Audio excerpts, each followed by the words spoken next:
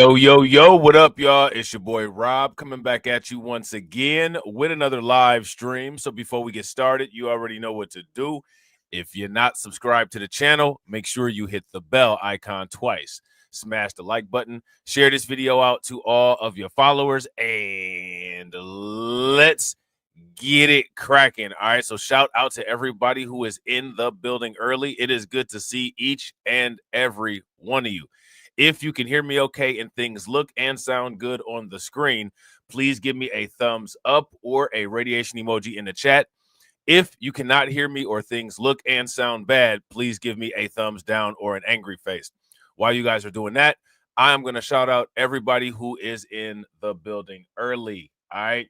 Shout out to Brooklyn Queen. Make sure you guys do exactly what Brooklyn Queen is saying. Definitely appreciate you, Brooklyn Queen. Shout out to my man Carlton Way. What's good with it, bro? We got AB Promotions in the building. Shout out to Catsy. What's good with it, Catsy? What's good with it, AB? Shout out to DJ Elmo. What's good with it, DJ Elmo? We got Tedra in the building. All right. And if I missed anybody, my apologies. It's good to see each and every one of you. All right. So, you know, we're going to ask this question as we watch these videos of things that are, quote unquote, going on around us. And for each situation, we're going to ask the question, how much money, life, and time does crime cost you? All right. Lots of questions. Lots of questions. All right. How many people remember us talking about these, quote unquote, teenage flash mobs? We talked about them on Undocumented. We're going to talk about them again. All right. The flash mobs. First question about the flash mobs. What do you guys think is going on behind the flash mobs? Second question. Who's making these people do this? Right. Third question. How much are flash mobs costing people? That's the question. So we got this situation here where there was another flash mob outside of a pool somewhere. All right. And we're going to ask the question, how much do you all think that this flash mob cost? All right. Let's check it out. Police say more than 200 teenagers descended on this public pool outside of Chicago earlier this month as these flash mobs of hundreds of teens are causing businesses and public areas across the nation to close. Okay, so let's talk about that right there. Costing businesses to close across the nation. Do you guys think that that's costing any money? Now, here's my question. If your business closes, how are you supposed to make money? Of hundreds of teens are causing businesses and public areas across the nation to close. Go home. Property is closed. Go home. Property is closed. Just set off fireworks out here. 12:31. Can you send me 5? So there was fireworks that got set off right there, and I don't know. I think the people there, they might have thought it was a gunshot. I don't know. More cars, please. I need 5 more cars for Sunset Pool. Everybody out here going to jail. Everybody out or you're going to jail. Our next guest says it can be explained because this generation of teenagers has been raised as the me generation. Joining us now is family therapist. So now this is interesting. This individual here says, quote unquote, this generation of teenagers has been raised as the quote unquote me generation.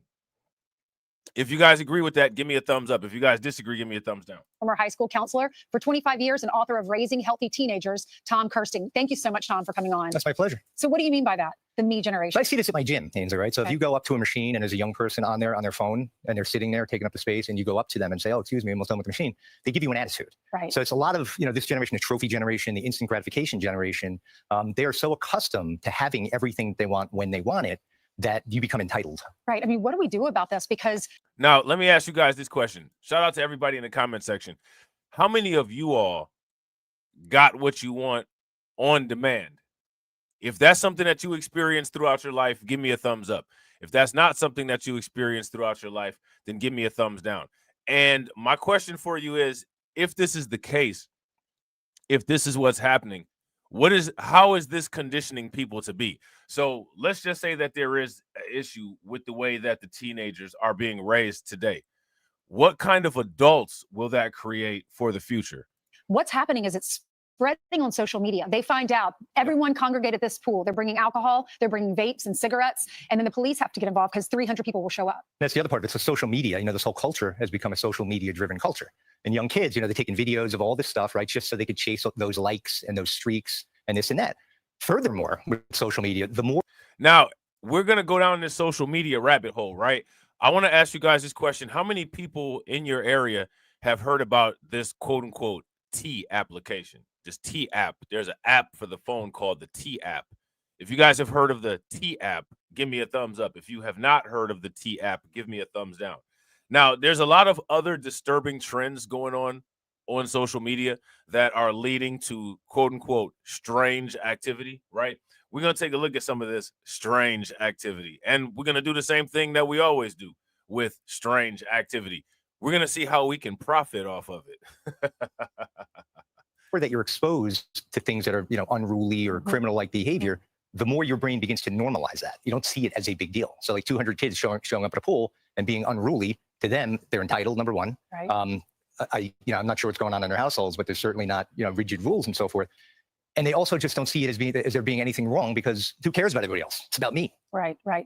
This happened in Illinois. There were the 200, 300 teens that showed up at that public pool out on Long Island. 500 teenagers showed up at a beach. There were fights, overcrowding, a shooting, and then the beach had to close. 300 teens showed up at a shopping center in Brentwood, California. There were fights, knocking items off the shelves. So you say this is a cultural breakdown. What can we do as parents to teach our children to avoid these areas because it could end up in danger, or how to treat adults when you are confronted? Yes. So, first and foremost, it starts in the household, right? And we got to get back to a culture where our families are having dinner together, where we're teaching our kids about things like faith, integrity, and values, right? And guiding them. Because essentially what they're doing is a reflection of what we're doing or not doing. So it's got to start there. And also, I've written books about this stuff. You have to delay. Now, I want to ask you guys a question. I'm listening to the way that this is discussed, right? I'm listening to the way that this is discussed. And here's my question. Do you all think the comments section on this video match the discussion? If you think the comment section matches the discussion, give me a thumbs up. If you don't think that the comment section matches the discussion, give me a thumbs down. And if you don't think that the comment section matches the discussion, what kind of comments do you guys think are in the comment section? Just let me know. All of the social media, all that stuff, all that superficial stuff that kids are consuming, and it's becoming their reality. We got to delay that, to like late adolescence, the earliest. Right. Why do you think this generation is that way? I know. Shout out to Carlton. Shout out to Strange Investments. Shout out to Beastmark Financial. Carlton just announced that there's going to be a new release of a Solana meme coin. And this Solana meme coin is going to be called Parent with Belt. PWB. Parent with Belt. How many people would invest in a token called Parent with Belt? If you guys would invest in that token, give me a thumbs up. If you guys would not, give me a thumbs down. Shout out to AV. AV says the comments probably racist. Comments probably racist. What kind of comments do you guys think that they're saying? I'm a parent. I parent differently than my parents do. Is it because we were spanked, we were disciplined so much that maybe we're more lenient on our children? Yeah, well, it's definitely that. Like I talked about the trophy. She said she was spanked. Generation, and I remember when I worked at the high school, this happened more than once. A student would curse out a teacher. What? And a parent would come in and say, well, what did the teacher do to make my child curse at them? The teacher was always right in my house. Oh, exactly. Yeah. So that has really flipped. And we really, I'm concerned because we really need to get back to the foundation, the roots, and what is important with family. And that includes us parents. Right. So oftentimes we're not aware of it, but we're absent. We're on our devices ourselves, for hours and hours a day. We need to be present for our kids. We have to have that family dinner, come back. All right, Tom, thank you so much for coming on. I'm Steve Ducey. All right, so that's interesting, right? Very, very interesting. Now, there's a situation. Okay, let's talk about this real quick. We're gonna get to some of this stuff. Now, I want to ask you guys a question. And here is the question.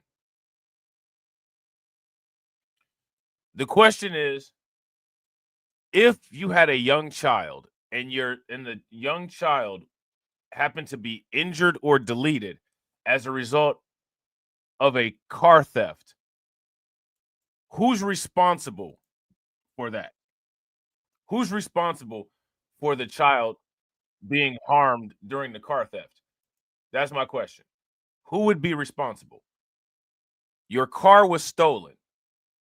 Your child is injured as a result of the burglary. Who's responsible for that? That's my question. Let me know what you guys think. Shout out to Lehman Lucas. What's good with it, bro? Now, why am I asking that?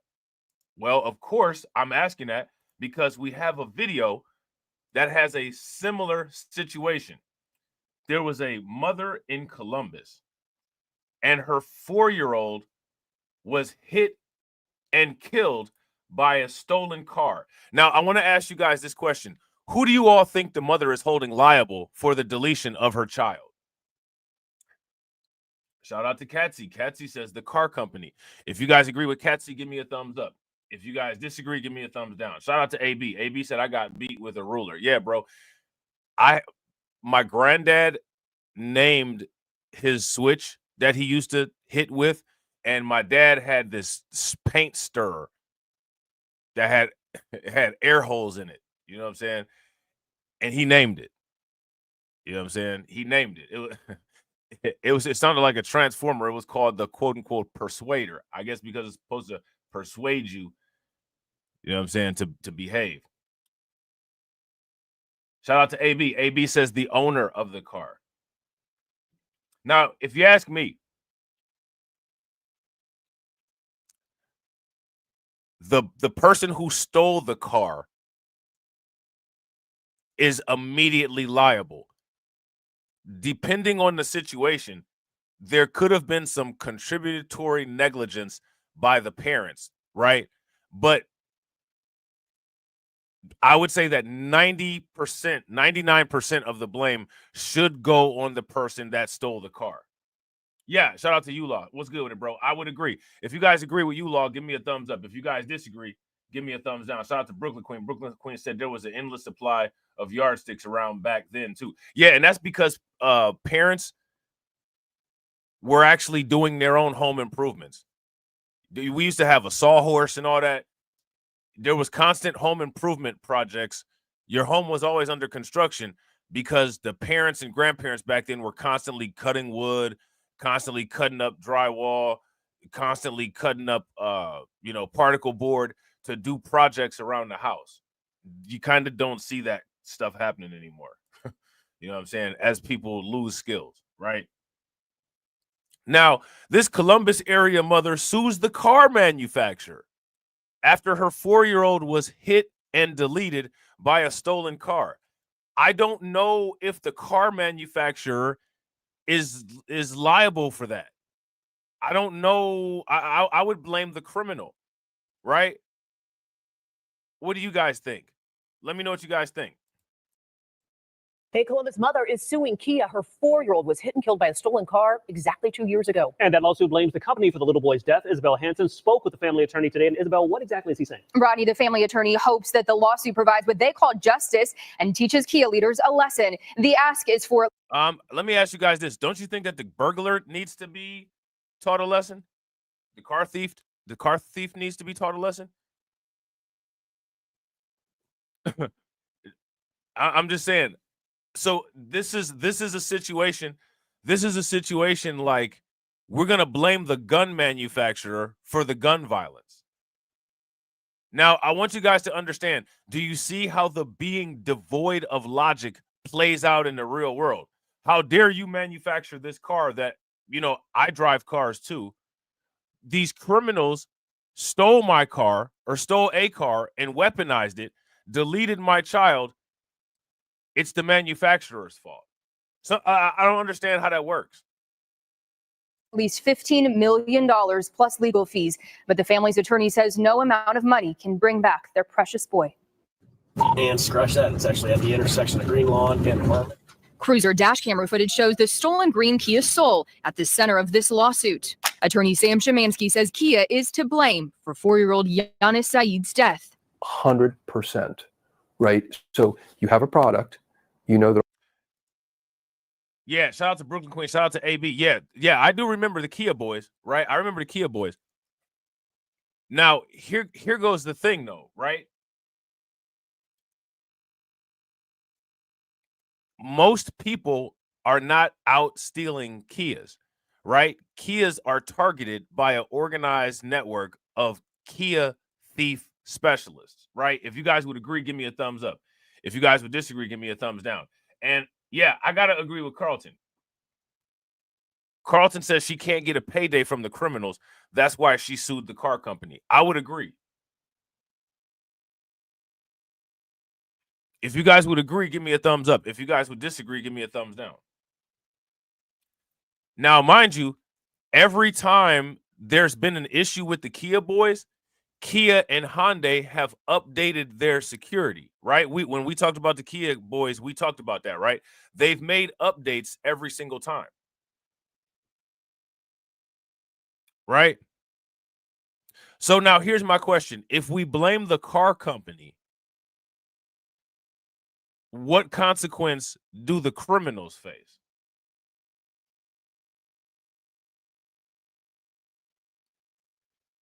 Yeah, shout out to you, Law. I wouldn't disagree with that. Kia says certain Kia models and Hyundai, right, have experienced a surge in thefts due to vulnerabilities related to their anti-theft technology. She might have a case. Well, I would agree. Here's the thing.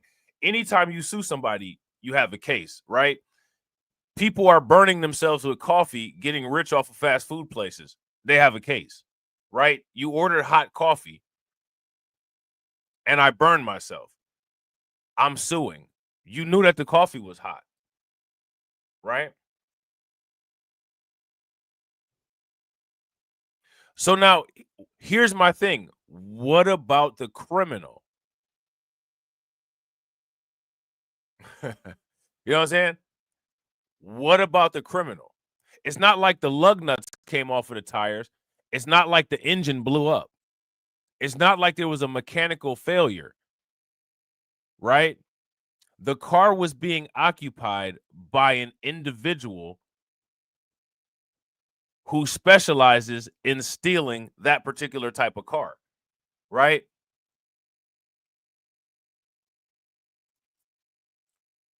So, yes, there's definitely questions of whether the security system had the appropriate integrity, right? However, there was a criminal act that was the root cause of the child's deletion. If you guys would agree, give me a thumbs up. If you guys would disagree, give me a thumbs down. Shout out to Tedra. Tedra says, how is it the car company's fault if a person knows how to steal a car? Just because there is a flaw doesn't mean you take advantage of it. Right. Now, here's my question. By this logic, all of the catalytic converters that are getting stolen, all of the gas that is getting stolen out of cars, how come the car companies aren't getting sued for catalytic converter theft and gasoline theft? That's my question. Let me know what you guys think. All the Kia boys can't wait to swipe it, and you do nothing to correct it. Why? Because it's going to cost you a few extra dollars. Now, here's the thing. They did do stuff to correct it. We read about the security updates with the Kias and the Hyundais, right? Do you guys remember when we talked about the Kia boys? When we talked about the Kia boys, did they not say that Hyundai and Kia recalled a bunch of cars and updated the security systems? If they said that, give me a thumbs up. If they didn't, then give me a thumbs down. Corporate decision, which has cost numerous lives across the country and which took the life of a 4-year-old. On July 22nd, 2023, Columbus police officers tried to pull over Tyrell Shute in the stolen Kia, then Shute led them on a chase. He eventually jumped a curb and drove through the grass at an apartment complex where he hit the little boy. Hey, relax, okay? He hit the kid? Hold her. He hit a kid. You know, every parent's worst nightmare is having to bury it. Now, this is interesting. They got a woman in handcuffs, and the Kia driver just deleted somebody. They got this woman in handcuffs, and the Kia driver just deleted somebody. Somebody make that make sense. And shout out to everybody watching. I appreciate you guys. If you all haven't smashed the like button yet, please do me a favor. Take a moment, smash that like button. Also, if you guys haven't hit the bell, please take a moment, hit that bell. And also, please share the stream to your social media. At an apartment complex where he hit the little boy. Hey, relax, okay? He hit the kid? Hold her. He hit a kid. You know, every parent's worst nightmare is having to bury a child, right? We all hope that our kids outlive us. But you can imagine the horror of being in a playground setting outside your apartment complex as a car smashes your child into the ground. And so not only do you have to deal with the death, but you have to witness it firsthand. Close your eyes and think about that for a second. The lawsuit claims it takes less than 90 seconds for a thief to steal a Kia due to design flaws in the company's vehicles. Kia, with their irresponsible, and what we believe to be frankly criminal practice of flooding the market with cars just begging to be stolen. Is that, now here's my question. Is that actually what's happening? If Kia was flooding the market with cars that were just begging to be stolen, they wouldn't have any security system on them, and there would be no locks on any of the doors, right? If you guys would agree, give me a thumbs up. If you guys would disagree, give me a thumbs down. And there would be windows that could be open from the outside and inside if they were begging for the vehicles to be stolen, right? An absolute. So let me ask you guys this question. We're talking about crime, right? And we're asking the question, how much money, life, and time does crime cost you? Well, as far as life and time goes, it cost a 4-year-old his life. It cost the police and the people in that area time, right? And it's going to cost Kia and the parent of this 4-year-old child money. Let me ask you guys this question. Out of all of that money circulation that we just talked about, who's getting rich?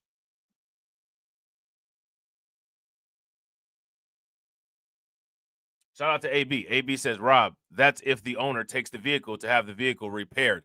Facts. Now, let me ask you guys this question. Because that looks like an older model Kia Soul, right? Now, let's just say, for instance, the owner didn't go and get the maintenance and the update done on the Kia security. Now who's liable? Shout out to Carlton. Wait, if you guys agree with Carlton, give me a thumbs up. If y'all disagree, give me a thumbs down. Carlton says they're making excuses to protect the criminal. Pro-crime culture. Facts. If you guys would agree, give me a thumbs up. If y'all disagree, give me a thumbs down. Blind eye to public safety in favor of their. We've heard about, now listen, they say, oh, when these crimes are committed, they just blare people's faces all over the screen. Now, we saw the person that actually deleted the 4-year-old once. We saw him once in this video. How many times have you heard the word Kia? The word Kia is all up in the title.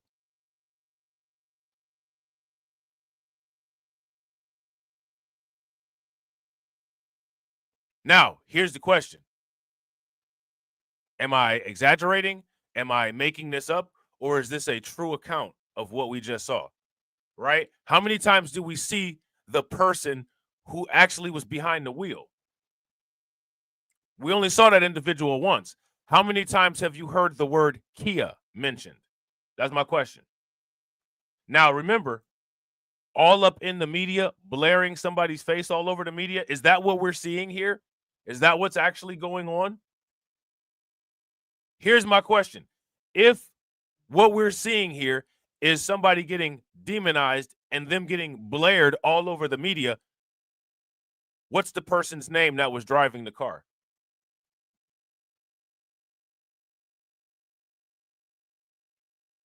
What's the guy's name that was driving the car? Anybody can put it in the comment section if you guys want to. Their pocketbooks, enriching their pocketbooks to us is sickening at best. I reached out to Kia for a response to the lawsuit. The head of communications tells me it's policy that the company does not comment on pending litigation. As for Tyrell Shute, the driver who stole the Kia and killed the little boy, he is serving 14 to 19 years in prison right now. Live on your side, I'm Isabel Hanson, Fox 28 News. This is certainly not the first lawsuit involving. Okay, so how many times have we heard Tyrell Shute versus how many times have we heard Kia? in this news clip. Kia for this reason. A nationwide class action suit was filed against the company, alleging that Kia made, marketed, and sold cars that are easy to steal. The lawsuit covered a range of models sold between 2011 and 2021. In 2023, in a $200 million settlement, the company agreed to offer compensation to customers whose cars were affected. However, there are still appeals in this case, and no money will be paid out until they are done. Thanks for watching. Thoughts? So actually, let's actually go back to that, because that puts up an interesting little piece of data that kind of goes right along with what we're talking about here, as far as putting dollar signs behind all of this, right? So there was a nationwide suit over car thefts. They agreed to pay out $200 million in 2023. That number will probably increase because there's still appeals ongoing. The criminal is doing, what did they say? 14 to 19 years? Now, when it comes to this, how much money, life, and time did this crime cost? You guys let me know in the comment section.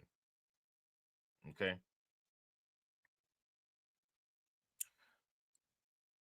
Now, there was a 14-year-old boy, and this 14-year-old boy was deleted. Okay. He was shot. Let's see what they're saying as far as this goes.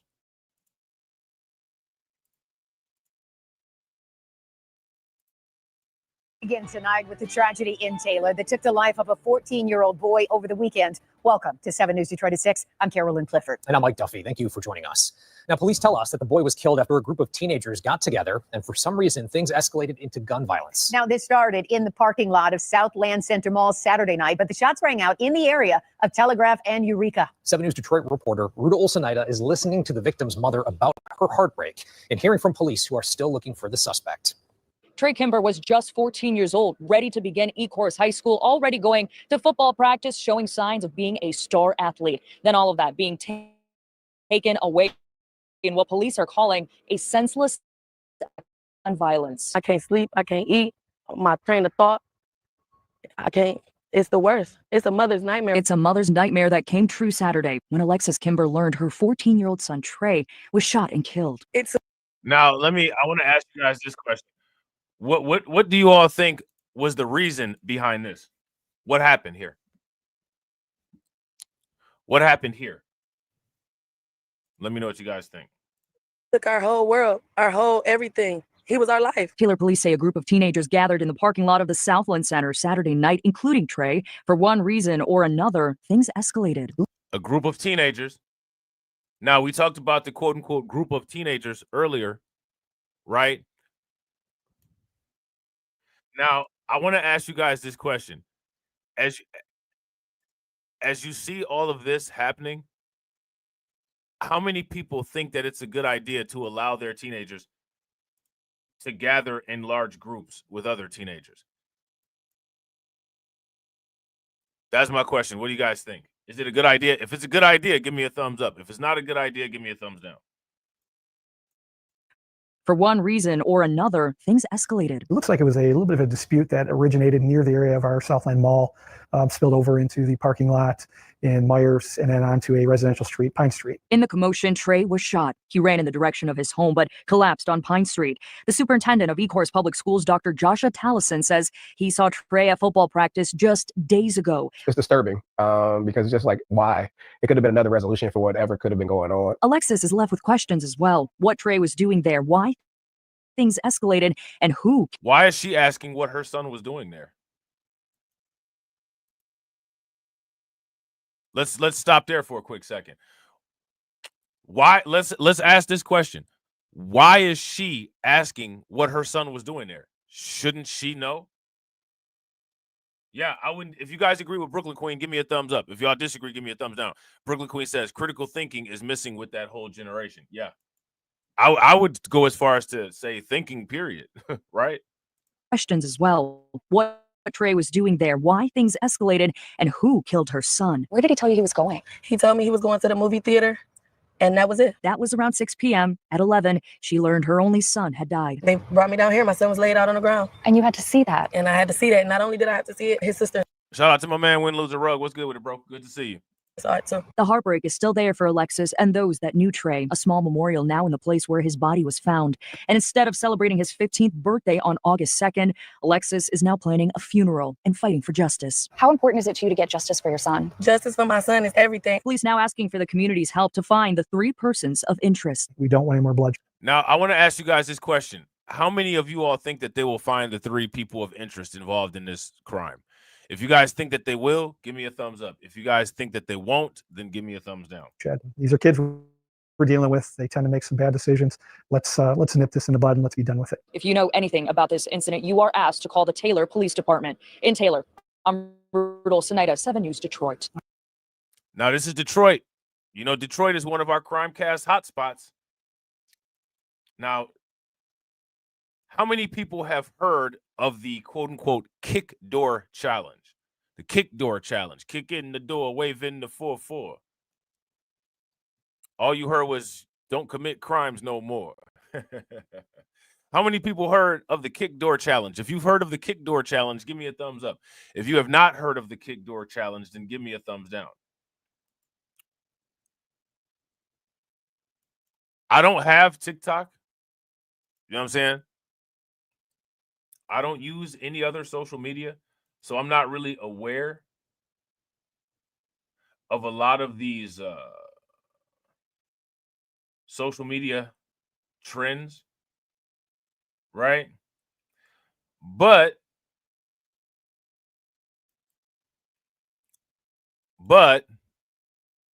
apparently there's a trend. Apparently there's a trend going on. All right.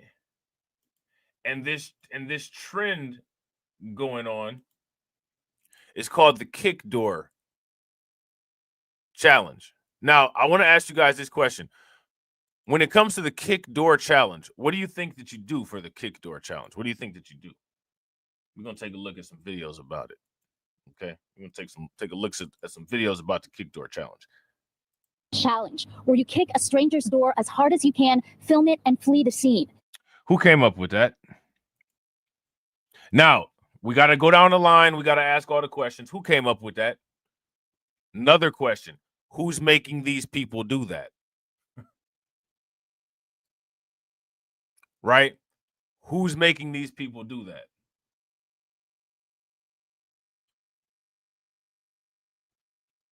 We'll find out.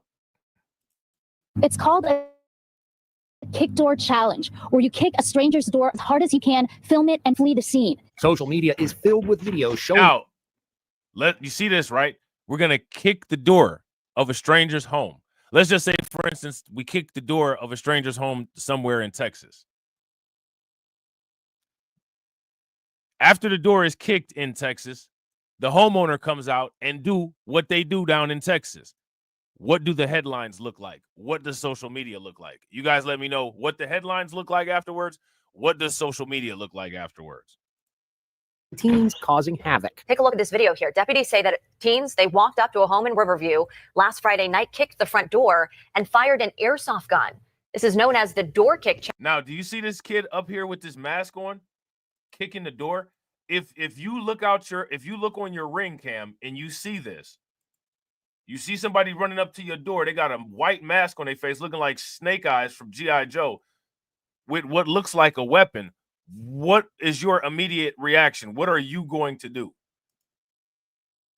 That's my question. Yeah. So let's say, for instance, this happens in Texas. This happens in Florida. Somebody ends up getting shot. Who's going to say what, and what is the news going to look like? I need you guys to let me know. What do the headlines look like? What do the politicians say? What does social media say?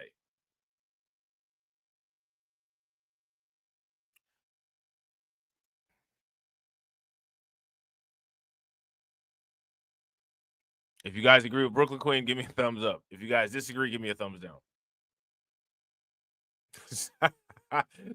Bro, facts. Shout out to Win, Lose, or Rug. Win, Lose, or Rug said ancestors should have just lived their lives, man. Bro, facts. Yeah. Shout out to Carlton. Carlton say the lift will do the government. The lift will say the government started this trend instead of accepting accountability. Kids will do stupid stuff. Yeah. It was a setup. It was COINTELPRO.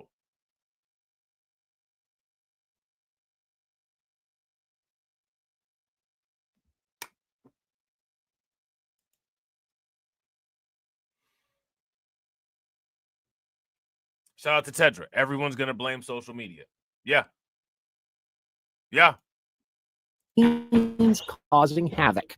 Take a look at this video here. Deputies say that teens, they walked up to a home in Riverview last Friday night, kicked the front door, and fired an airsoft gun. Hey, you see this? I see this person. Shout out to AB Promotions. If you listen, and shout out to all the people that said that they was going to blow down on people that got cryptocurrency. You see this right here? If I see this coming up to my door, what time is it? Pick up the hammer. Pick up the hammer. Stop. Hammer time. Yeah, you better stop, or else it's gonna be hammer time. Pick up the hammer. Pick up the hammer. Stop. Hammer time.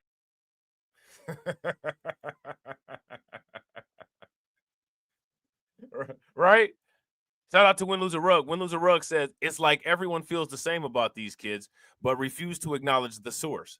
They on Reddit complaining about the youth as well. Right. Now, here's my question. Shout out to Win Lose a Rug. What are they saying? We got to start reacting to these Reddit posts, bro.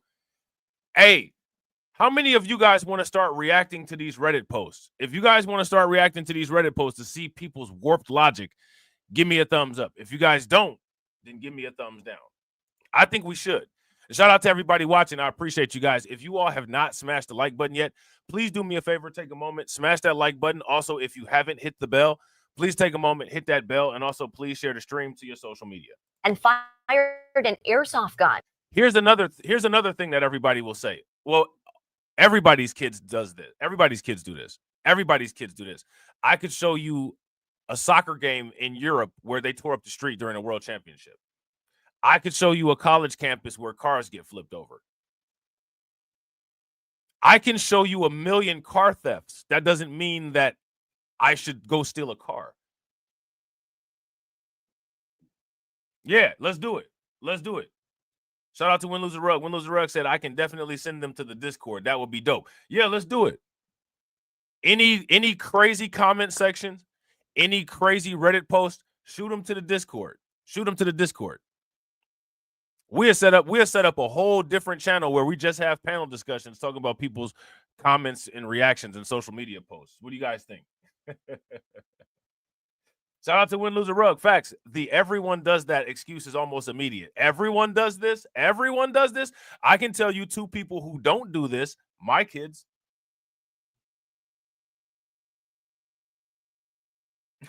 I can tell you for sure two people that don't do this. My kids. And I can tell you who didn't do this as a kid. I didn't do this as a kid.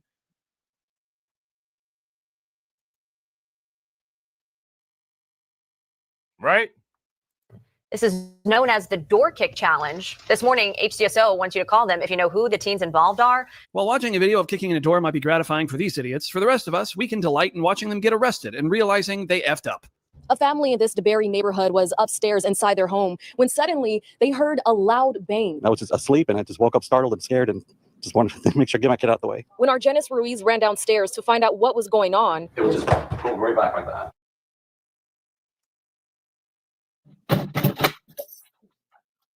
That's just... What's the point of this? What's the point of this? Let me ask you guys this question. If you allow your kid to engage in this kind of behavior, do you love your child? That's my question. Do you love your child? Hilarious, isn't it? Police caught up with them 2 hours later. You guys live here? No, we live right around. Okay. You go and put your hands behind your back. Yeah, go and put your hands behind your back. Where the girl at? You ain't do nothing. I promise you. Well, I promise you did. Well, not you, but he did. I'm just trying to ask you. Hold on, let me get his handcuffs fixed, and I'll let you know. Spin your. There you go. Wait, I'm under arrest? Yes. You and another female, I'm assuming that's the female that's in the house, are on crystal clear camera, walking up to somebody's house. You got a little thing over your head. She's got nothing over her head. You're on crystal clear camera, just so you know I'm not BSing you. I mean, the camera is crystal clear. You running up on their front porch, you turn around, and you kick their door in. Those shorts are very, very distinctive. They kicked the door in, and the door opened up. Shout out to Alonzo. What's good with it, bro? They kicked the door in, and it opened up. Now, what if somebody was on the other side with a shotgun? I want to ask you guys this. What would have happened if somebody was on the other side of that with a shotgun? Are very distinctive. So where's the female that was with you? She's in this house here? Okay. You were being kids trying to have fun? I was just being dumb. They weren't responsible and like holding up to do it. Y'all kicked in some people's door. Like they kicked in. It's in. It's broke. Just so you know, I ain't bullshitting you. It's completely broken in. I will come back to my house again. Let me tell you something. I want to ask you guys this. Okay. Back to the title, right? We're going back to the title. We're running it back to the title. How much money, life, and time does crime cost you per year? This damage to the door, how much does this cost? Do you think that sometimes people might have to work overtime to pay for these type of things? So that's costing them time, and they're working overtime and not able to spend the money on good things, right? Say, for instance, you had planned on spending your money. You work some overtime and you want to buy some more Bitcoin at the top. You're not going to be able to buy some Bitcoin at the top because now you got to fix your door.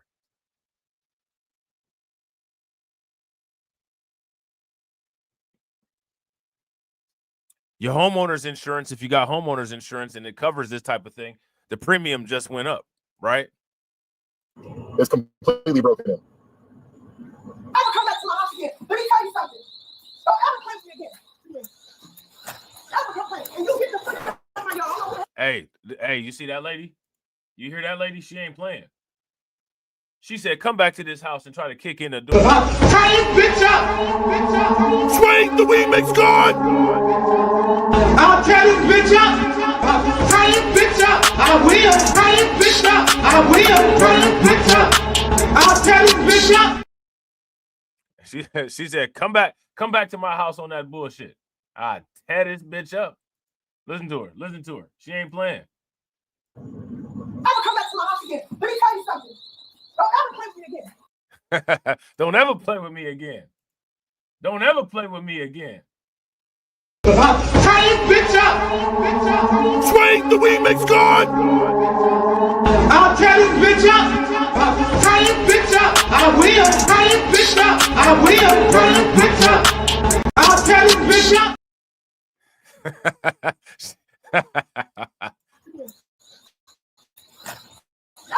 And you get the fuck out of my yard. I don't know where you are. Come over here. I don't care what you do. You get out of my yard. I don't fight you again. She said, listen, you know somebody is mad and they on the verge of about to go wild if they say, get the freak out my yard. Because she's so angry, she wants to go full Super Saiyan, but she's trying not to swear. So that's just going to make her even more mad. Just stay up here. You want to play with me? You want to play with me? Mom, listen. You want to come to my house? And this is my Mom, freaking house? After Mom. everything I've been through? Mom. You freaking dumb. You got me messed up. Oh, fuck you, girl. That's a good way to end up dead. Why did that come in right there? Why did that come in right there? That's a good way to end up dead. Hey, this is a drop right here. This is a drop right here. Tie bitch up. Swing the remix guard. I'll tear this bitch up. Tie bitch up. I will. Tie bitch up. I will. Tie bitch up. I'll tear this bitch up. Facts. Shout out to Windows the Rug, bro. That was perfect. Perfect. That's a good way to end up dead. Hey, that's great. That's a great drop. especially in Florida. Sheriff Mike Chitwood is warning parents to talk to their kids about the dangerous consequences. You've got to think you're about to become a victim of a home invasion robbery, and you're under a castle doctrine. You're going to shoot first and ask questions later. You're endangering your future with this TikTok challenge. Yeah. Yeah, I wouldn't disagree with that. I would not disagree with that. If you guys would agree with that, give me a thumbs up. If you guys would disagree with that, give me a thumbs down. I wouldn't disagree with that. Now, when it comes to this kick door challenge, again, this is my question. We're sitting here watching this. Who's making these people do this? Who's making these people do this? Where is the puppet behind the string that's making these people do this?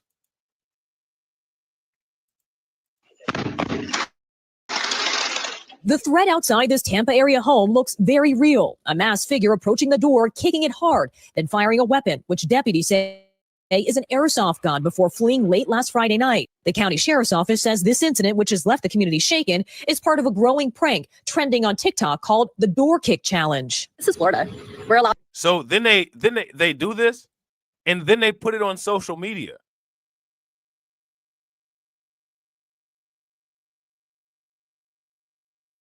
They do this, and then they put it on social media.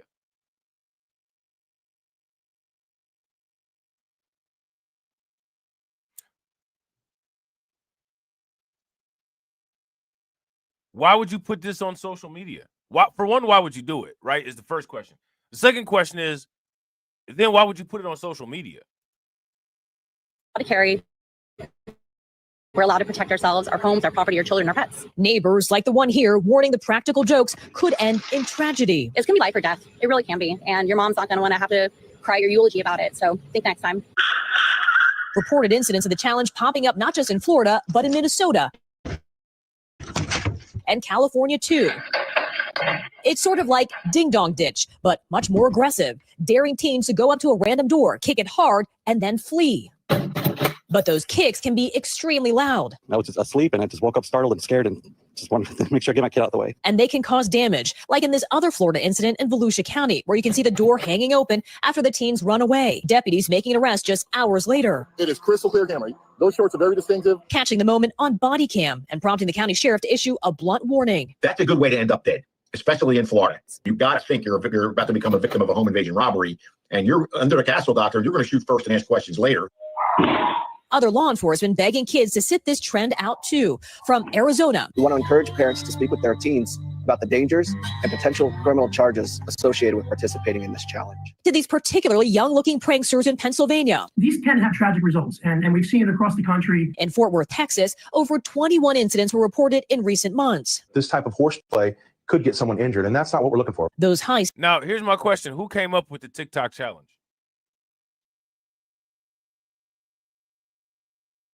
Oh, Sheriff Grady, shout out to Catsy. Sheriff Grady Judge said to turn him into Swiss cheese. Stakes tragically hitting home for one family in Virginia when they lost their son earlier this summer. Authorities say 18-year-old Michael Bosworth Jr. died after he was shot recording a more traditional ding-dong ditch prank for a TikTok video. See? So dumb. You are really dumb. For real. Oh, you are so dumb.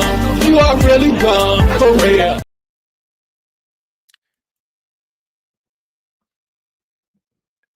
They got somebody on the lacrosse team. They took out a lacrosse Chad.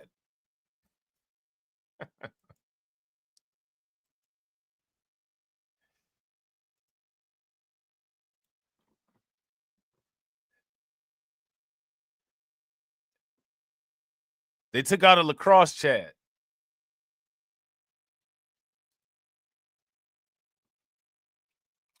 What y'all think? For one family in Virginia when they lost their son earlier this summer. Authorities say 18-year-old Michael Bosworth Jr. died after he was shot recording a more traditional ding-dong ditch prank for a TikTok video. That incident not appearing to involve any door kicking, but showing just how quickly a prank can escalate into something much more serious. Yeah, this is pretty scary here. Kathy Park joins us now live. Kathy, what else can parents do to protect their kids who might be seeing this on social media? It truly is dangerous to be doing that to someone's front door. Yeah, Tom. So law enforcement and community members are urging parents to talk to their kids about the serious risks and consequences of this prank. It's not all fun and games. If someone feels threatened behind that door and they're armed, things can escalate pretty quickly. And it's also worth noting, Tom, that these pranks can lead to criminal charges. In the case in Volusia County, those 2 Florida teens involved were arrested for felony burglary. Tom. We thank you for watching. And what do you guys think? We're going to talk about another flash mob. We should take a look at these. We're gonna take a look at a lot of this. Shout out to Carlton. I just saw a video of the lift. I just saw a video of the lift assembled.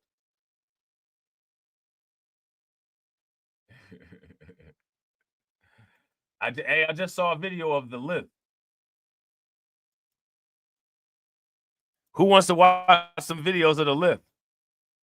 We're gonna see what the lift has to say.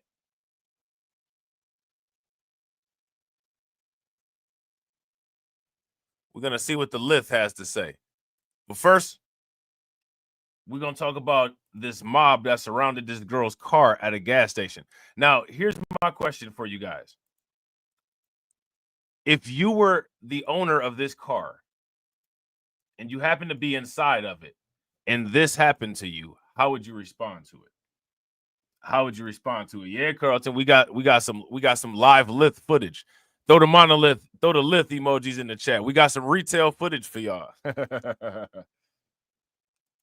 Now charged. New at 5:30, 8 people now charged in this attack on a teenager at a Fort Mill gas station. Tonight, we're learning it might have all stemmed from a previous argument. We first showed you this video last month of a mob of people surrounding the 17-year-old's car. Channel 9 South Carolina reporter Tina Terry has been covering this case since the beginning. Tina, the parent of one of the 18-year-olds charged, claims his son had no involvement. They got him on camera, but his son had no involvement. They got him on camera, but his son had no involvement. Yeah, that's exactly what he said. He said his 18-year-old son was not involved in the mob or in the fight. Still, he is one of 8 people, most of them juveniles, charged by police here. This is video of the incident that led to those charges. We blurred it to protect the minors in it, but it shows what appears to be dozens of young people screaming and surrounding a 17-year-old girl's car. I didn't hear anything about it, and that's scary. I have 2 teenage daughters myself, so that's horrible. Today, Samantha Libanati was at the Fort Mill 7-Eleven where the mob-style attack happened in May. The narrative of a police report recently released to Channel 9 suggests the incident started after 2 people got into an argument over past drama. The 17-year-old victim told police the girl who started the argument tried to drag her out of the car and dug her nails into her face and pulled her hair. The victim says that's when the large group of teens started surrounding her car, some even getting on top of it. I was surprised because I live within 2 miles of here. Fort Mill police have now charged a total of 8 people. Now, right, we got to always go back to the title. We got to go back to the title. When it comes to this situation at the gas station, how much money, life, and time did this crime cause? Let me know what you guys think. Most of them juveniles, but also 2 18-year-olds, Morgan Bagshaw and Brayton Cook. Bagshaw wasn't home when we stopped by today, but Cook's father said his son was not involved in the mob and all that was going on with the fight. He had no further comment on the charges. Neighbors who live nearby hope the charges send a message. Hopefully that won't happen again. I mean, that's just terrible.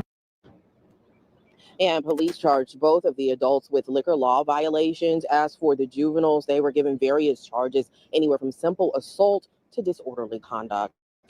Reporting live in Fort Mill, Tina Terry, Channel 9 Eyewitness News. What do you guys think about that? So again, here's my question. I got a question for you guys. Why is it that when we find these things and we ask the questions about who it is that made these people do that, we can never find a person that made these people do that? Where's the person that's making these people do this stuff at? Now, we saw this before. you guys can blame this on AB Promotions. We're going to look at it again. But this made it all the way to Global News Toronto. Okay, this made it all the way to Global News Toronto. You guys remember this? This is when the hammer came out.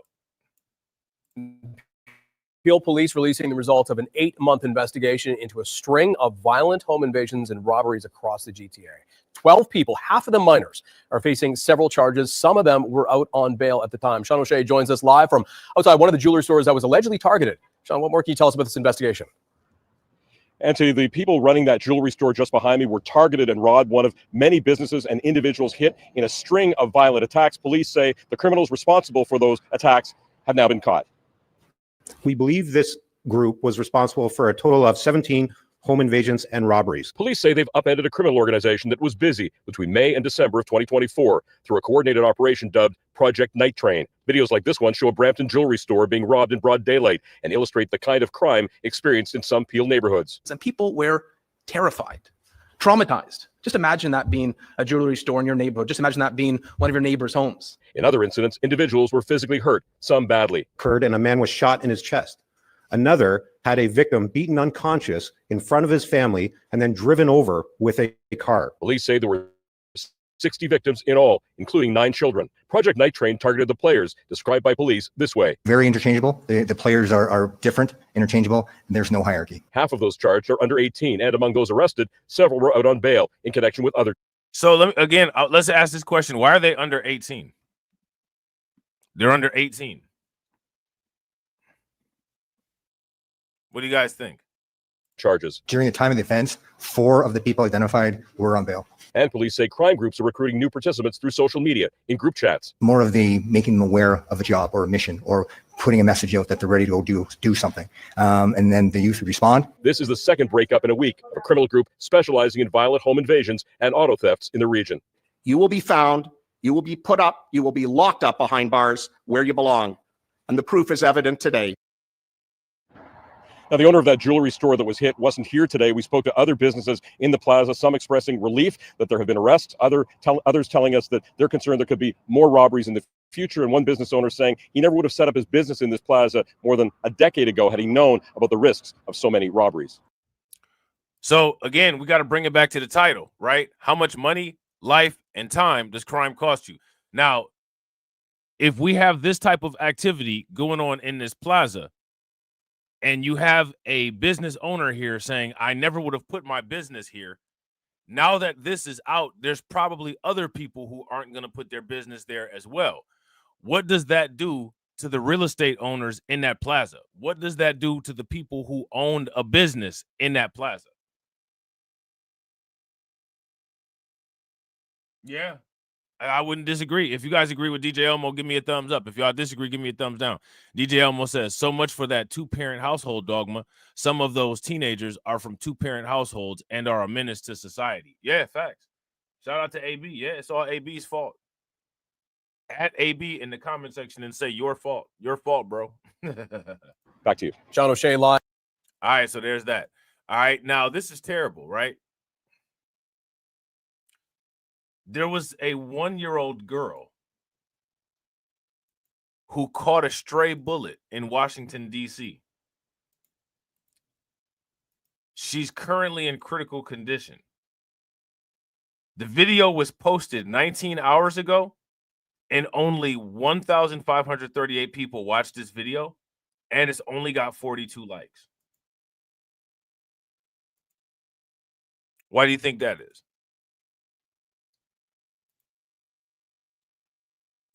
Why do you think that is? Now, here's the question. Quote unquote, they targeting our youth. Right? How many times has anybody heard that? Now, when they say, quote unquote, they targeting our youth, who are they talking about? Because if you ask me, there's a lot of people, quote unquote, targeting our youth. We just talked about a 4-year-old boy that got deleted by the driver of a stolen car. Now, this 1-year-old girl here is in critical condition after getting shot. She's only 1 and she got shot. What is that going to do to her developing growing up. Let me know what you guys think. So now, as it pertains to the title, how much money, life, and time does crime cost you per year? If you get shot at the age of 1, does that cost you time? Not only does it cost you time, it takes away from your innocent childhood that you're supposed to be able to enjoy. But it also forces you to grow up much faster.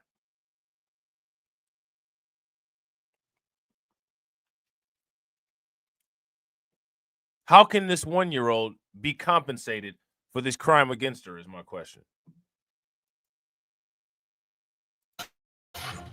Tragedy strikes again in the district, this time likely the youngest victim of gun violence in recent years. Thanks for joining us for News 4 at 4. I'm Un Yang. And I'm Erica Gonzalez. Tonight, a family is holding on to hope, praying that their 1-year-old daughter can survive after being caught in the crossfire. It happened just after 7 o'clock last night. It was on Yuma Street in Southeast. That's in the Washington Highlands neighborhood. D.C. police say the 1-year-old victim was likely not the intended target. News 4's Amy Cho sat down with the child's mother, who relived every terrifying moment and shared what the long road to recovery looks like. The bullet tore through little Azori's artery. At just 1 year old,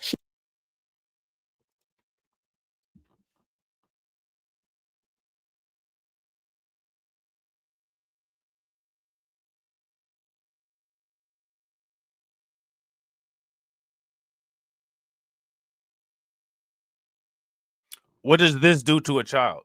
Now, here's my question. Who did this to this child?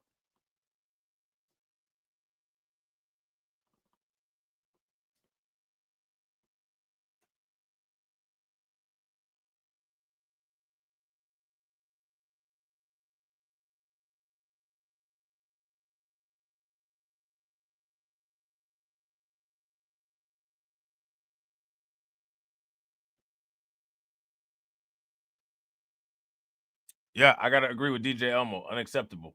If you guys agree with DJ Elmo, give me a thumbs up. If you guys disagree, give me a thumbs down.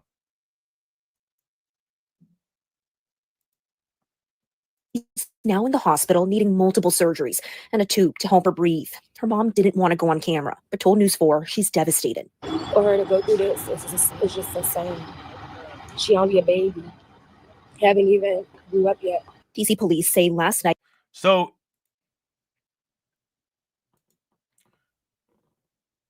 this quote by her mother goes directly with the title. How much money, life, and time does crime cost you per year?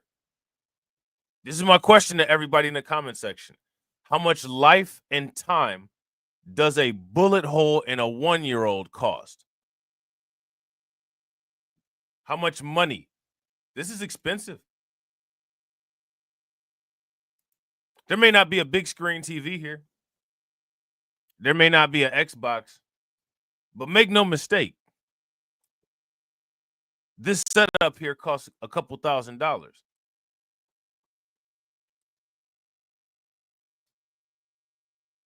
Why are people exchanging money like that? Why is this the way money is being passed around?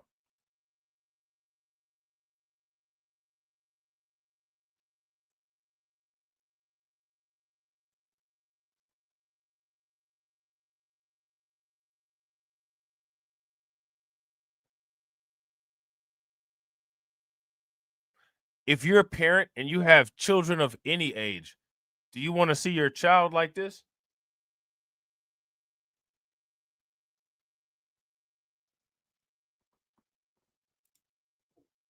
But told News 4 she's devastated. For her to go through this, it's just insane. She only a baby. Haven't even grew up yet. DC police say last night on Yuma Street Southeast, 3 people pulled up in a vehicle and opened fire, where Zori was sitting outside. 2 of the bullets hit her in her back and her arm. She fighting. That's all. She fighting. She in pain. I wish she wouldn't have to go through this. I wish I could take us back. But my precious baby. And though Zori is certainly one of the youngest shooting victims in DC, she's far from the only toddler to be. Look how cute that little baby is.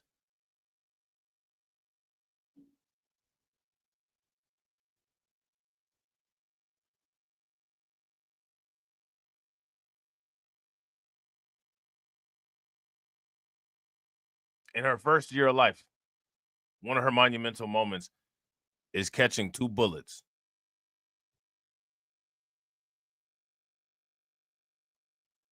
She got a long way to go.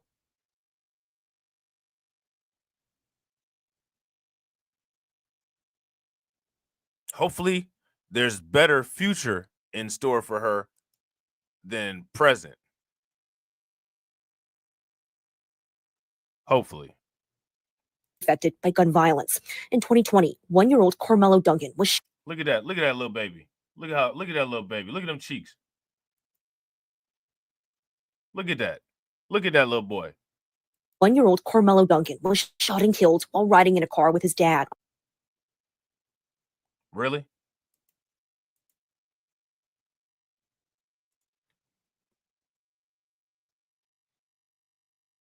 Really?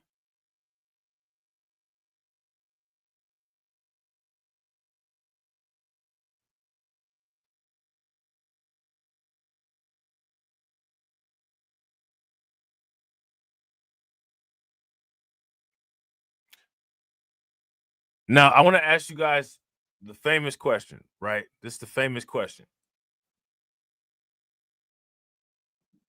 Quote unquote. What does the evidence show? What does the evidence show?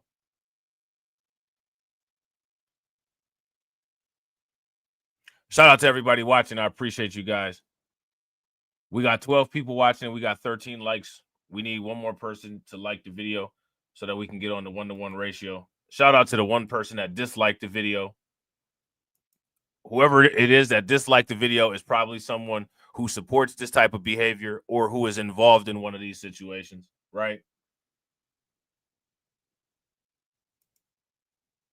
Shot and killed while riding in a car with his dad on Southern Avenue. Then a year later, 6-year-old Nia Courtney killed in a mass drive-by shooting as she waited for a bus with her family in Congress Heights.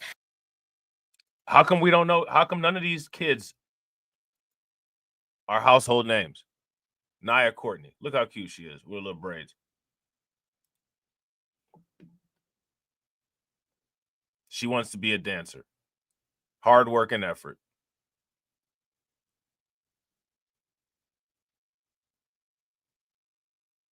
Her only crime was being on her way to success. Shout out to Tia. Facts. Show yourself if you dislike the video. Say it with your chest. Don't be scared. Don't be scared. It ain't like we would do you like how they did these kids in this video. You know what I'm saying? Right? Mass drive-by shooting as she waited for a bus with her family in Congress Heights. Last year, 3-year-old Taya Settles was killed when her family's car got caught in crossfire on Hartford Street Southeast. Why are none of these kids household names? And earlier this month, 3-year-old Honesty Cheadle was shot and killed after a man opened fire into her family's car on 14th Street Southeast. And though each case has its own heartbreaking details, the pain and grief are always the same. A mother lost a child, an actual baby. A grandmother lost her grandchild. Our families is broken. Now, I want to ask you guys this question. The people who have deleted these innocent children, are they homegrown products of the environment that they deleted the children in? That's my question. Yeah, shout out to Win Loser Rug. MF's protecting the quote-unquote criminal class. The $20,000 a year folks.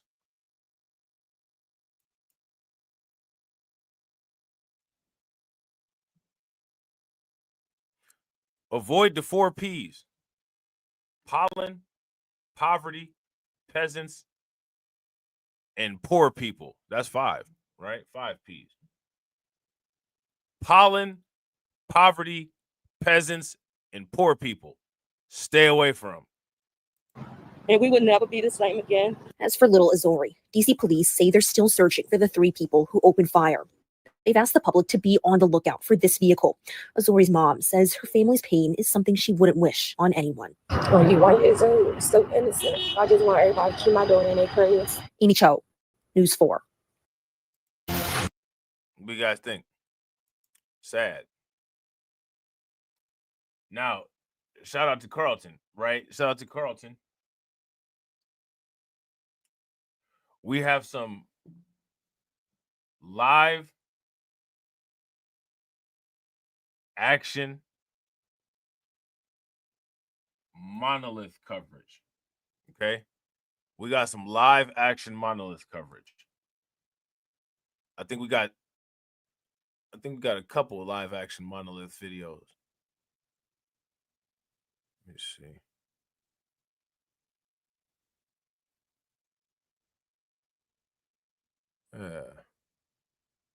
See, hold on real quick.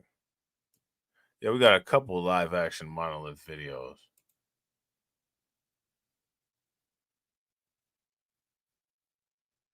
Let's see what they're talking about. Now, I want to ask you guys this question. What do you guys think the monolith is going to say? Shout out to Carlton.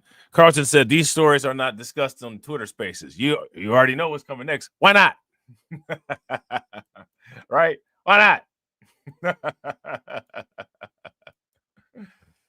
Why not? You know what I'm saying? That's all right. We can discuss them here.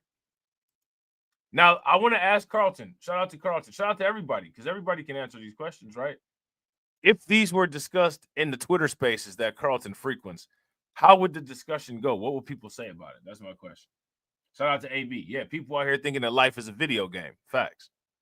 Eyewitness News, we are live at 10, and we begin with calls for change in an area of Charlotte that's seen its share of drugs, crime, and even prostitution. Thanks for joining us. I'm Erica Bryant. I'm Scott Wickersham. We're talking about the Sugar Creek corridor. Today, community members came together trying to collaborate.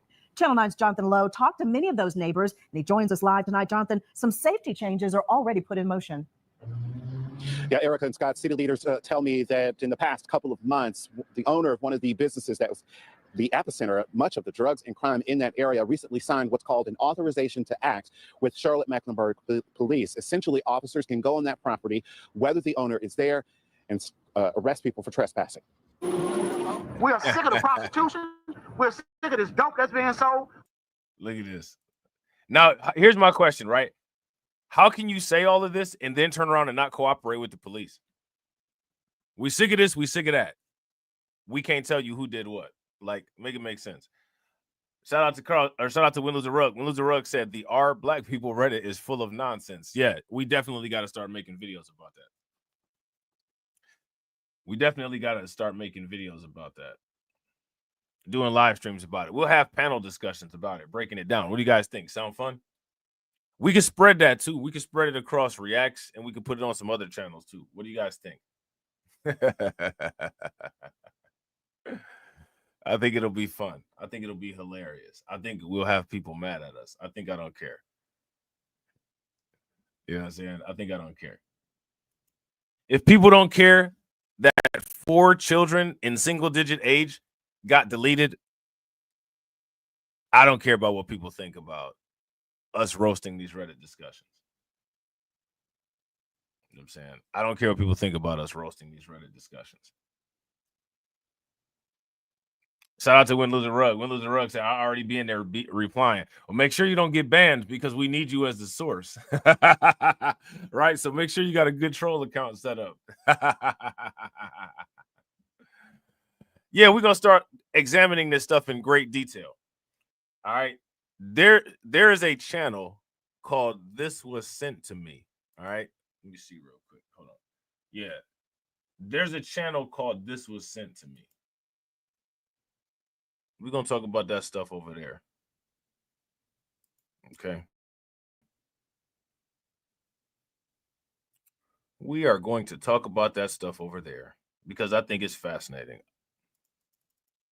Quite fascinating. Hold on real quick. Make sure you subscribe to this channel right here. We about to have so much fun. We got to have plenty of stuff to do once we get crypto rich, right? We got to have ways to pass our time. You know what I'm saying? So from our elitist quarters, You know what I'm saying? We will have 24-hour peasant roasts, if that's what you guys want to do. Make sure you hit that link over there. All right. Yeah. We're going to definitely talk about this stuff. Institution. We're sick of this dope that's being sold. Escorted by CMPD, they took this crime-ridden corridor. Over the years and year nuisance, it's just, we tired. Hidden Valley residents and business owners took their frustrations straight to the source. We really don't want to, as seniors trying to age in place, don't want to go into our 80s with this kind of foolishness. Pass through here any time of day or night. You'll see there's no shame in using drugs, engaging in prostitution, and committing violent crime. Now, let me ask you guys this question. Do the people of the community create the community that they live in?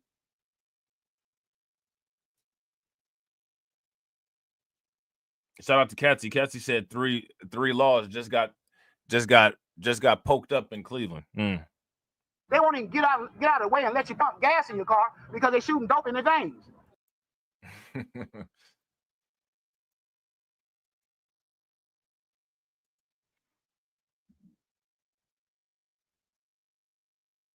Now, I want to ask you guys this question, right?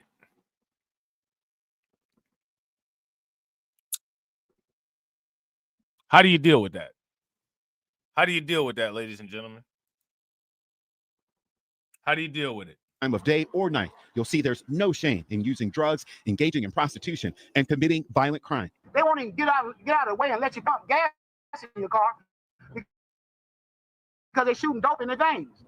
This group marched down Reagan Drive. And safe place to live, and that is all of our responsibility. To this business plaza called the Oasis that was effectively commandeered by people loitering. It's been an ongoing challenge with all of the transients up and down Sugar Creek. But in the last 2 months, Oasis co-owner Michael Moorings says CMPD has stepped up its patrols to make this a less attractive area for crime. Now, I want to ask you guys this question. How many people would put a business dead in the center of this? If you would put a business dead in the center of this, give me a thumbs up. If you would not, then give me a thumbs down and let me know why you wouldn't. They are trespassing, and indeed, the police can remove them. Yeah, incidentally, though, of course, once the police leaves, then they're right back. Some businesses have also taken extra steps. Now, here's another question that I have. How do you defund the police and then call upon the police to do more work? How many people would say this is proof that there's a detachment to the realities of business, right? And again, we can even talk about that in terms of the title, right? We're going to take away funding from the police, but we're going to increase the workload of police. We're going to provide you with less money, but we need you here in numbers for more and longer durations of time to, quote unquote, fix this area of, quote unquote, ours, mind you. Question, ladies and gentlemen, how does this work? How does it work? Somebody explain it to me. How? To secure their property. Part of the idea in cleaning this area up is to deter people from loitering outside some of the businesses and hotels. One way to do that is to annoy people with a mind-numbing jingle. Hey, what's going on with that? What's the voice in the background there? It sounds like that R. Kelly song. You guys remember that? What's going on in the background? They got Throw Your Thong playing in the background. The idea in cleaning this area up is to deter people from loitering outside some of the businesses and hotels. One way to do that is to annoy people. What's going on in the background? It's like, oh, remember that song? What did he say? She had me screaming. Y'all remember that? Why they got that playing in the background? What's going on back there? Some businesses have also taken extra steps to secure their property. Part of the idea in cleaning this area up is to I had her singing. What's going on back there? Why they got Throw Your Thong playing? Deter people from loitering outside some of the businesses and hotels. One way to do that is to annoy people with a mind-numbing jingle. Annoying, right? And though neighbors Hey, he said annoying, right? Somebody took that and made a hit song with it. Somebody took that and made a hit song with it. That's crazy. That tells you a lot right there. That tells you a lot right there.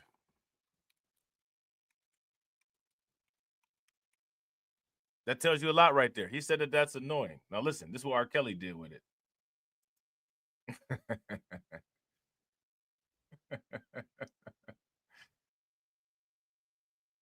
Hold on. See, look, look. Now he's now to the quote unquote normal person, to the normal person, right? That's annoying. But we made it a hot song. You know what I'm saying? Y'all made it a hot line. Hold on. We made it a hot song. You know what I'm saying? We made it a hot song. You know what I'm saying? I had it screaming. Now, in 2025, that's being used as a crime deterrent.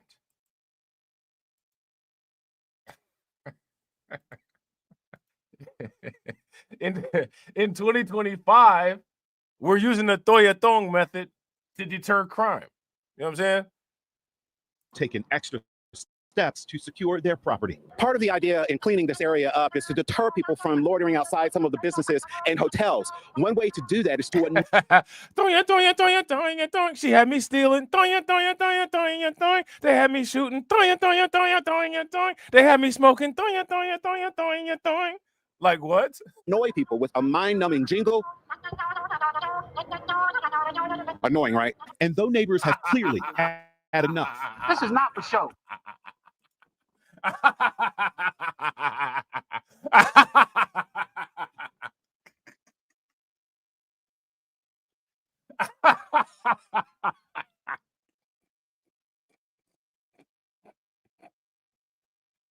Oh man. Hey, make it make sense, man. Make it make sense. She had me stealing. She had me stabbing. They had me looting. They had me mobbing. Like what? Folk have died where you're standing recently. Mayor Pro Tem Dante Anderson, who represents this area on city council, says getting the upper hand here can't just be on the city or just one group. We're talking about people who have strong drug addictions. This isn't an attack on anybody that's out here. This is just to bring awareness because we're sick of it. Mayor Pro Tem Dante Anderson says in addition to adding more lights and cameras in that corridor. Hey, listen, hey, how many of y'all about to go listen to Toya Thong?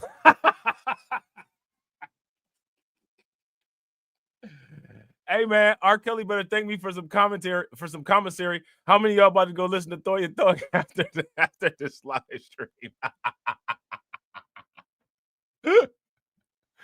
Oh man, she had me robbing.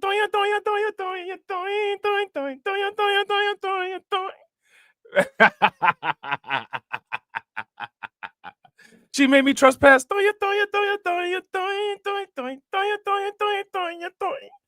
Oh man. The city has also taken offline 38% of the motels there with plans to demolish them and turn them into affordable townhomes and studio apartments. We are live tonight outside of CMPD headquarters at North Tryon Division. Jonathan Lowe, Channel 9 Eyewitness News. They said, we bet. They said, bet you we get y'all acting right with this R. Kelly we finna put on. Oh, y'all want to act stupid? Watch this.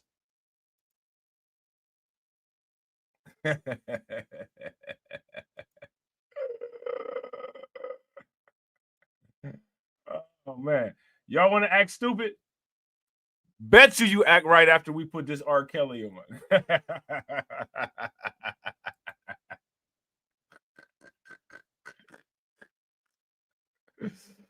Oh man, I'm surprised. The protesters was kind of old, man. I'm surprised somebody would say that used to be my jam. I used to be out there on the roller skating rink going ham on that. You know what I'm saying? That ain't gonna keep no criminals away. That's gonna have the party started. You know what I'm saying? Oh man, they're gonna be like, flash mob at the gas station fiesta. You know what I'm saying? Kick in the door at the house, a fiesta, right?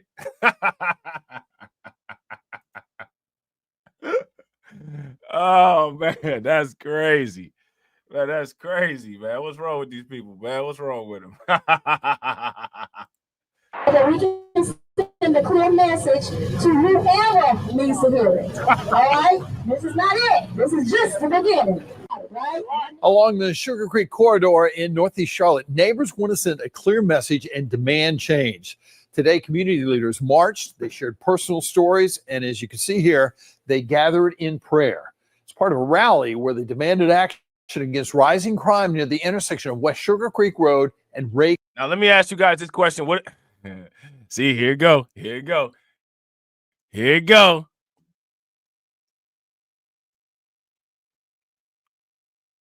Is crime gonna go down by doing this? If crime, if crime is going to go down by doing this, give me a thumbs up. If crime is not gonna go down by doing this, and maybe people might want to do something else to try to figure out how to get the crime to go down, then throw some flames in the chat. I thought the throw your thong was pretty. I thought that was pretty creative. I don't know if it's gonna work or not, but A+ for trying, right? Can drive. And WBTV's Matt Fernandez went to the rally, joins us live tonight from West Charlotte. So Matt, you spoke to organizers, you spoke to folks who are living in the community there. So what are they saying tonight? I did, and they were fired up, and they're hoping that change comes soon. Rec Center. This is not for show. Hey, they was fired up. The eyes on the monolith turned red.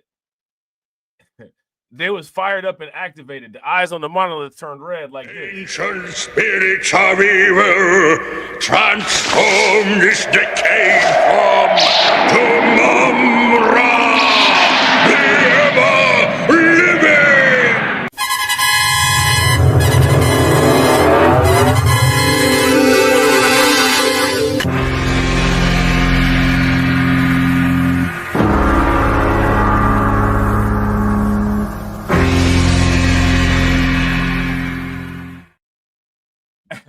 Hey, we gotta bend one of the gongs so that on the last gong it sound all slow and delayed. Bing bong.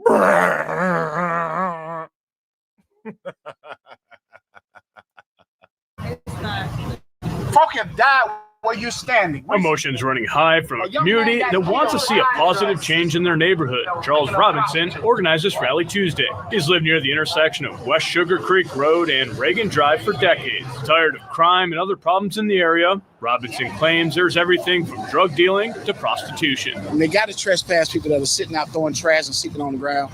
We have to arrest those prostitutes. We have to arrest folk that are soliciting prostitution because our families shouldn't have to be subject to that. It should never happen. And I don't know too many places in Charlotte where this is going on. The Charlotte-Mecklenburg Police Department crime map shows since January 18th, police have responded to 396 reports of assault, theft, drug, and various other crimes in and around West Sugar Creek Road and Reagan Drive. Now look at this shape, right? I want you guys to pay very close attention. Look at this shape, all right? Within this radius, right? Within this perimeter, how do you think business is doing?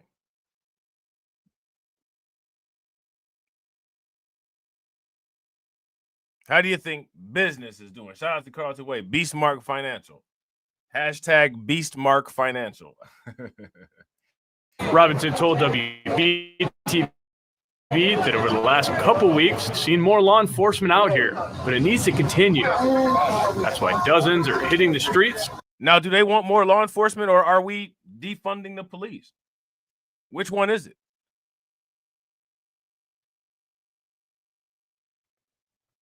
The police need be defunded? Or are we requesting more law enforcement? Which one is it? Can somebody, the only thing that I ask, somebody please clarify for me which one it is. Do you guys remember when we talked about Shot Spotter in Chicago? If you guys remember us talking about Shot Spotter in Chicago, give me a thumbs up. If you guys don't recall us talking about Shot Spotter in Chicago, then give me a thumbs down, right? Why am I asking about that? I'm asking about that because in Chicago, the constituents, the people, they wanted to keep Shot Spotter because they said that it was helping decrease the amount of crime. Brandon Johnson, as he always does, went against what the constituents said.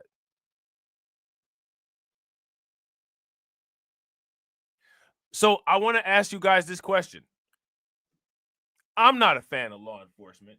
Never have been, never will be, right? No form of law enforcement, right? And the reason why is because in many cases, law enforcement are the criminals, right? But it's a contradiction if you sit there and say, get rid of the law enforcement, but we need you to do more work. I need somebody to explain, please. Somebody explain to me how that works. How does that work? Does it work? Does it make any sense? If it makes sense, give me a thumbs up. If it doesn't make sense, give me a thumbs down. To demand change. This can't be a one and done. It can't be. This didn't happen overnight. It's not going to go away overnight. And it's hard for me to get clients and customers and students to come to this area. Jeff Brody is the owner. Well, we got a business owner. Now, let me ask you guys this question. If this business is right in the middle of this cesspool, what's the chances of this business ever growing to S&P 500 magnitude? You know, you don't have to spend a dime to support Black business. You know what I'm saying? Maintaining a safe and welcoming commerce environment probably would contribute millions of dollars to the economy without spending a dime. If you guys would agree, give me a thumbs up. If you guys would disagree, give me a thumbs down.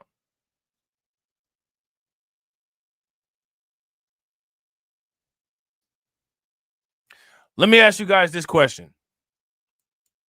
Is contributing to a crime-ridden cesspool in the immediate vicinity of where an individual is trying to do business, is that quote-unquote sabotage of that business? If that is sabotage of that business, give me a thumbs up. If it is not sabotage of that business, then let me know what's going on. Now, here's another question. We talked about 3 business owners in the last 2 episodes of Crimecast. I think 2 of them were shot and 1 of them was deleted. Did the CIA or the FBI do it? Is my question.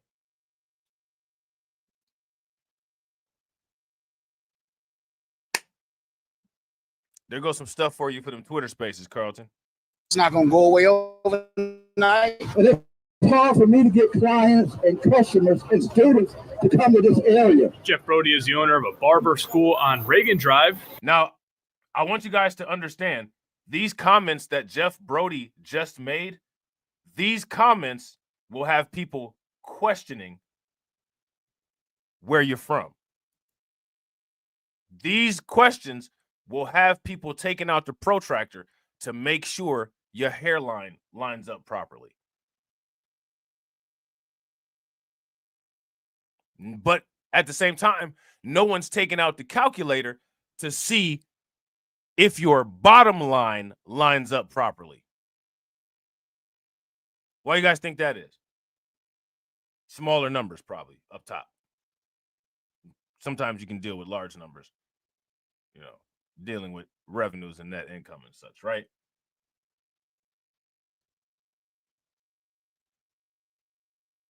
Right?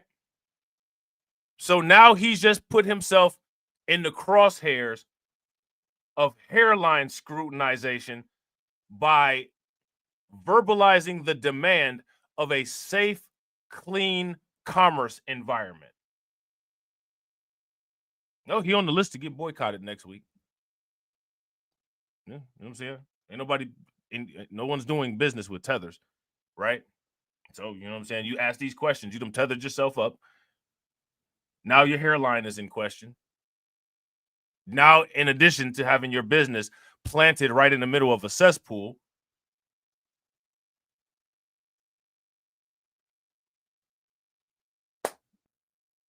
they're going to fly you over to Turkey and do some hairline forensics on you.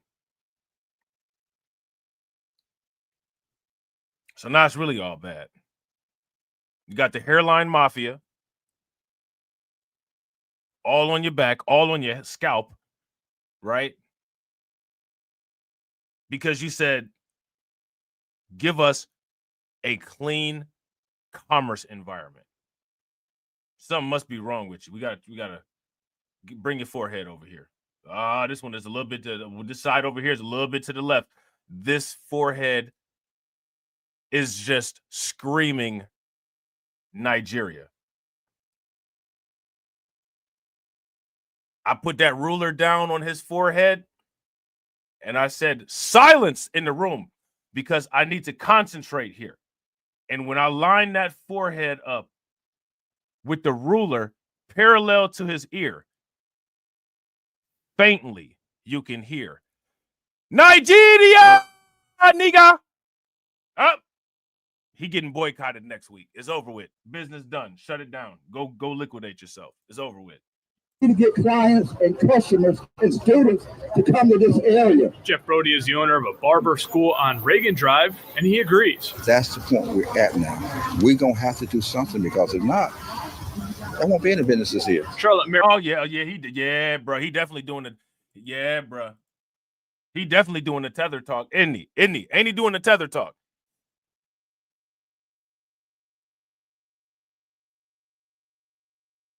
He doing the tether talk. Now, let's go and bring in something completely unrelated. I bet you ain't paid your taxes in the last 10 years. I bet you he probably hasn't paid anything in the last 10 years, because I bet you his revenue is zero because the place where his business is sucks.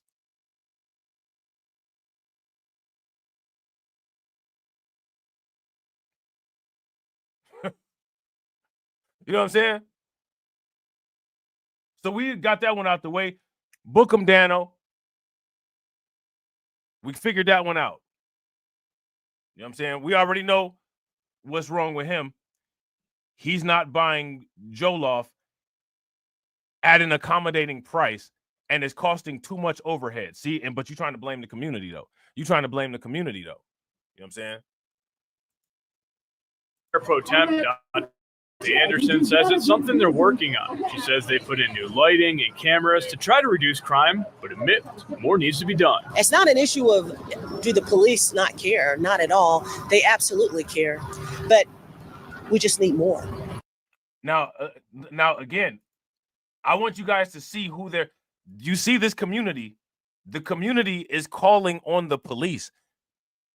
They're even saying, well, the police don't care. Now, I want to. Hey, whoa, hold up.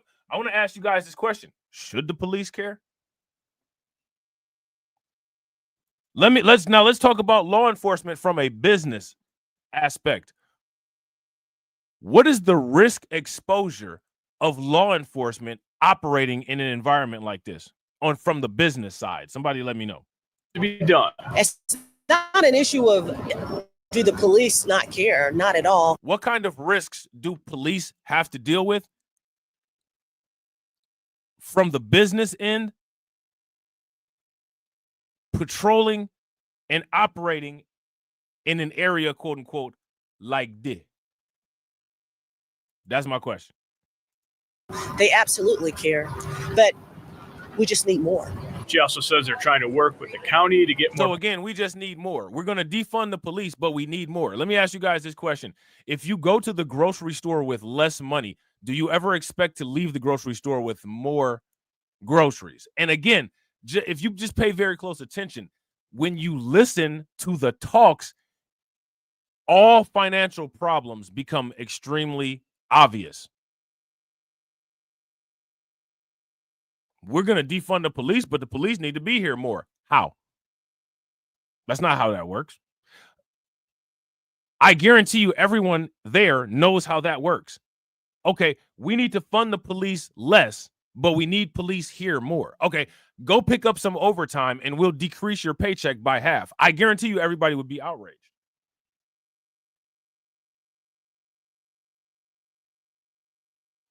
So if you pay very close attention to the talk is very indicative of the financial reality. If you guys would agree, give me a thumbs up. If you guys would disagree, give me a thumbs down. Where are these extra police and all of this coming from if the ongoing thing is we're going to defund the police? Where's it coming from? People off the street and into emergency shelters with individual rooms. It's on us, but it's on the county, it's on our state.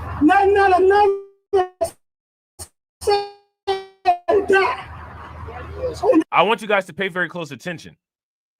When it came to both of these videos, the solutions to fix the neighborhood was on everybody except for the people who make up the majority of the environment and ultimately control the environment, making sure that the negative products of the environment are not reproduced and encouraged by the environment.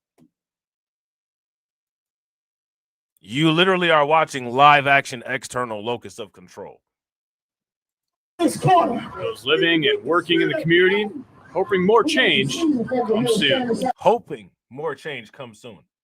Hope never brings anything except delay.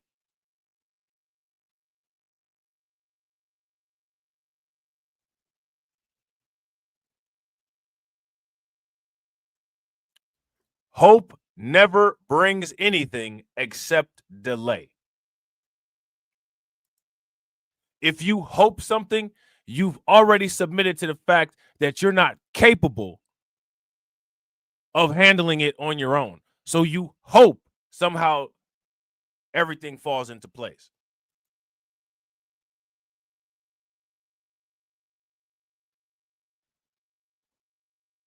Yeah, shout out to Win, Lose, or Rug. Facts, bro. That's a part of people's identity. That's a powerful observation, I'd say. Facts. If you guys agree with Win, Lose, or Rug, give me a thumbs up. If y'all disagree, give me a thumbs down. Yeah, and they've been selling them got way too long. Robinson says they won't stop fighting. He says the next step is a town hall. They'll hold that. If you're hoping, you're already not fighting. You can't hope and fight at the same time. You know what I'm saying? Those two things are not consistent. At the Sugar Creek Rec Center. That'll be held on July 30th. That will be with church and county leaders. We reached out to CMPD about the rally. As of news time, they did not get back to us. Live in Charlotte, Matt Fournette is WBTV on your side. What do you guys think?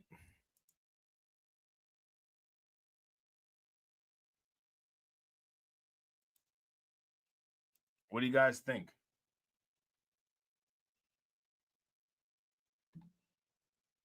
Now we're going to talk about this cop.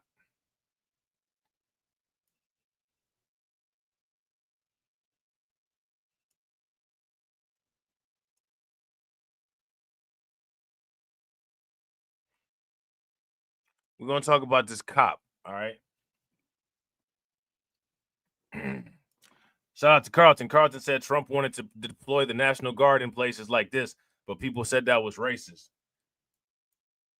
I think Trump also might have alluded to wanting to send people that engage in this type of thing to Alligator Alcatraz, if I'm not mistaken. And, you know, somehow that got turned into, can Trump deport black people? Now, who made that assumption? Who made those assumptions? Right? Who made the immediate assumption that when we're talking about people that commit crimes, they were talking about black people? I think that there's secretly a large amount of people that believe and agree with the 13% of the population commits 55% of the crime statistics more so than people admit to. I guarantee you those people in that community that we just watched, oh, they would absolutely believe that. They would tell you. Which is interesting, to say the least, right? The other side of the law. Thanks for joining us live at 5. I'm Jamie Bowl. And I'm Kim Anderson. Today, prosecutors offered a play-by-play of the moment he's accused of killing a man. Yeah, Carlos Uribe is charged with second-degree murder. Today, he went before a judge for the first time. WBTV's Michael Warwick reports from Catawba County, where prosecutors are trying to prove this officer was wrong for using deadly force. District Attorney Scott Riley put it plainly in a statement, writing, quote, "No one is above the law and no one is beneath its protection." And talking to folks in this community today, they want justice to be served no matter the circumstance. This is our first look at 21-year-old Camden Childers, the motorcyclist shot and killed by a Newton police officer. That officer, Carlos Uribe, appeared in court Tuesday facing a second-degree murder charge. Yeah, I mean, all we can hope for is a fair and just trial. If he's guilty, he's guilty. You know, we're all looking for justice, I think. Yeah, cops aren't exempt. At the end of the day, justice needs to be justice. They need to let the courts do what they need to do. Newton police chased Childers after they say he was driving recklessly without registration. When the chase ended on Northern Drive in Conover, prosecutors allege Uribe kicked Childers despite his hands being up. After Childers fell, they say Uribe shot him and remarked, quote, "That's what you get for going for an officer's gun." The state argues body cam video shows Childers never tried reaching for Uribe's weapon. I would hope that it was an accident or, but if not, he needs to pay for it just like anybody else. Being a cop doesn't stop him from paying. The district attorney says in 6 years and 15 off. Now, here's my question. How many people heard about this story? If you guys heard about this story, give me a thumbs up. If you guys have not heard about this story, give me a thumbs down. I want you guys to pay very close attention. The people truly don't care about the children, and the people truly don't care about police officers who harm other people. They don't care about any of this. I want you guys to understand. I want you to see it firsthand.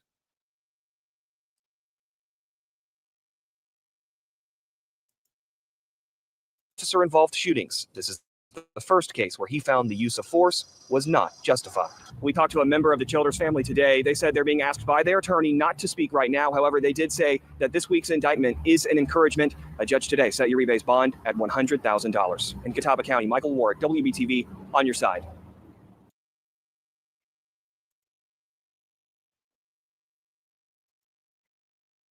What do you guys think about that?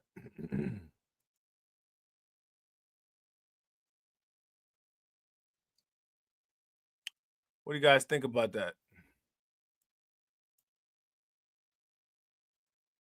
Now, again, right?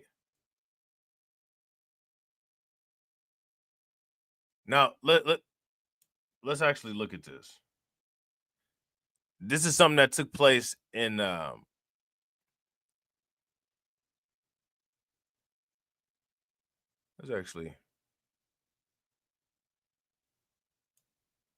this is something that took place in Cleveland. All right. This is something that took place in Cleveland. There was a 10-year-old girl who was deleted. How many people heard about this? If you guys heard about this, give me a thumbs up. If you guys did not hear about this, give me a thumbs down. 10-year-old girl was deleted. Now, again, we got to ask the same question that we ask all the time. Who made these people delete this 10-year-old girl? That's the question.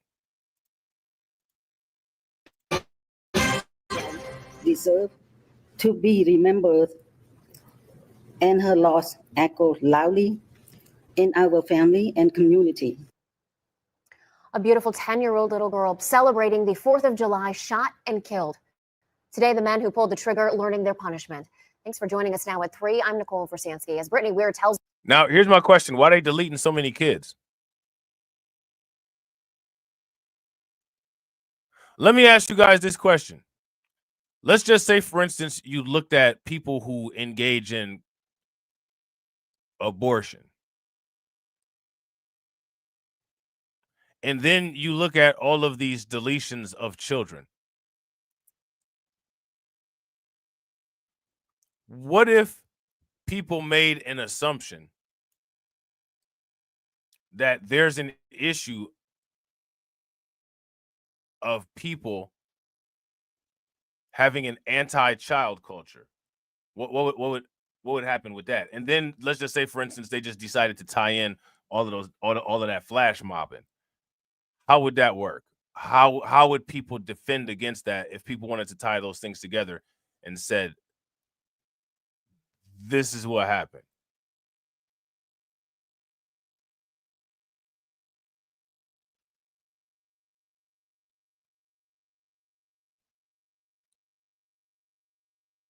Huh?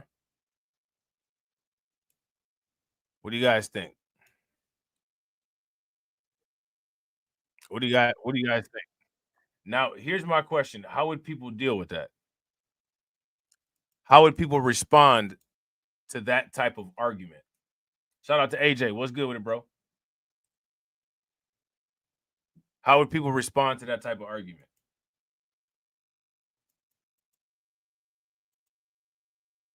There is a twist, though, that could delay that little girl's family from getting justice.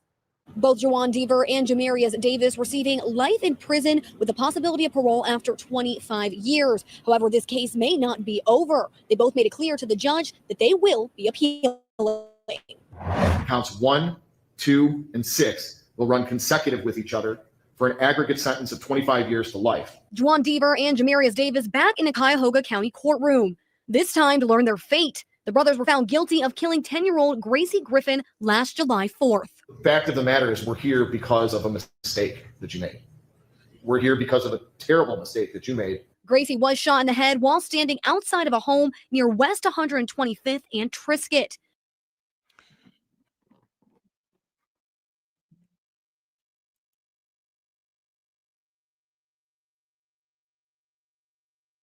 What y'all think about that?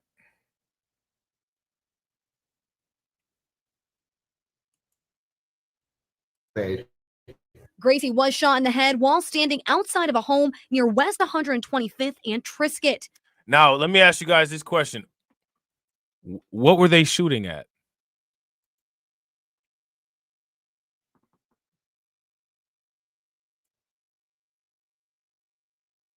What were they shooting at?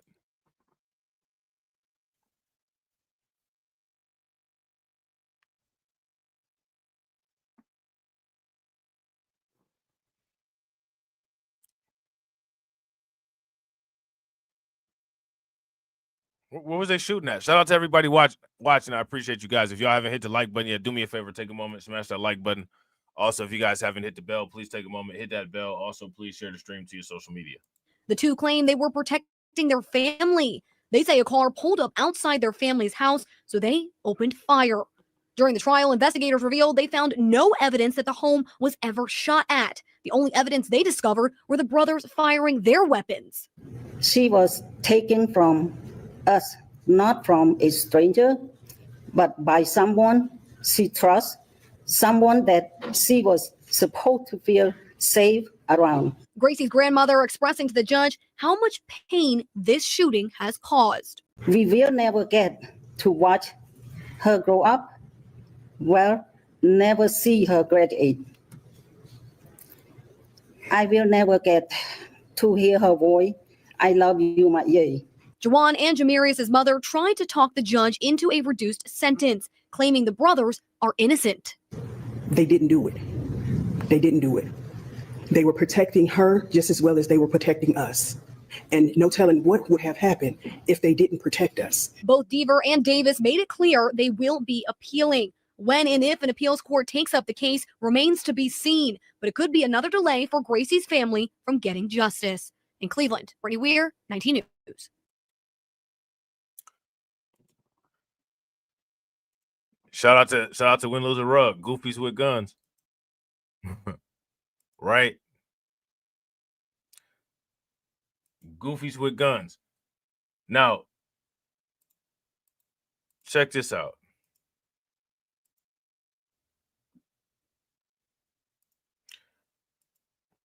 Listen. Instead of chasing the Bitcoin accumulation strategy, why are people chasing the familicide accumulation strategy? Strange hustle, right? Shout out to Carlton. Hashtag strange crimes, strange trends, right? Kick door challenge is a strange trend. Strange people do strange things.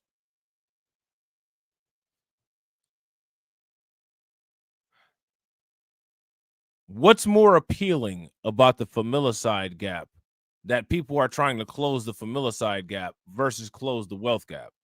Can anybody explain that to me? What do I mean by that? Well, this is what I mean by that. A mother being remembered tonight, this after being shot in her home right in front of a young child. According to police, it was her husband who pulled the trigger. Tonight, family members and neighbors are facing the devastating reality. Action News reporter Brianna Smith looking into the details for us. She joins us now live at Philadelphia Police Headquarters with the new information and a sad story, Brianna. Yeah, Shari, neighbors say that the family recently moved to the area and they had nothing but pleasant interactions with them. So this deadly shooting came as a shock to many. They also say they can't help but think about the children who were inside at the time. It's really a tragedy. It's heartbreaking. Latifah Holloway is just one of many neighbors still trying to process the tragic death of 28-year-old Amira Harper. I'm devastated. It's like, she's friends with my daughter. She's like a daughter to me. And her kids always come over here. They play with my grandchildren. Philadelphia police say Harper was shot and killed by her husband, 28-year-old Zaki Bonds, inside their home on the 2600 block.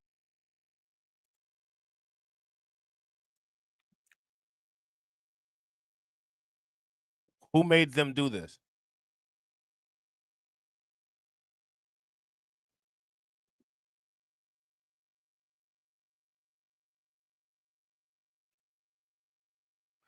I want to ask you guys this question. Why is it that how many times have I asked the question in regards to this type of stuff, quote unquote, who made these individuals do this? Who made this person do this? Who made this person do that? Who made this person do this? There's there's never an answer. Why is there never an answer?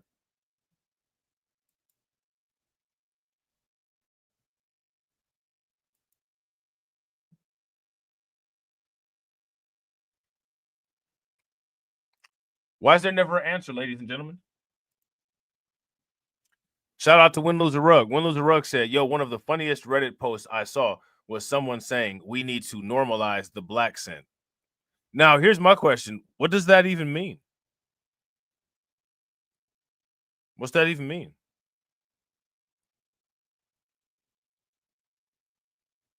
If there's a such thing as a quote unquote black scent, and that's how black people talk, wouldn't that imply that it's already normalized?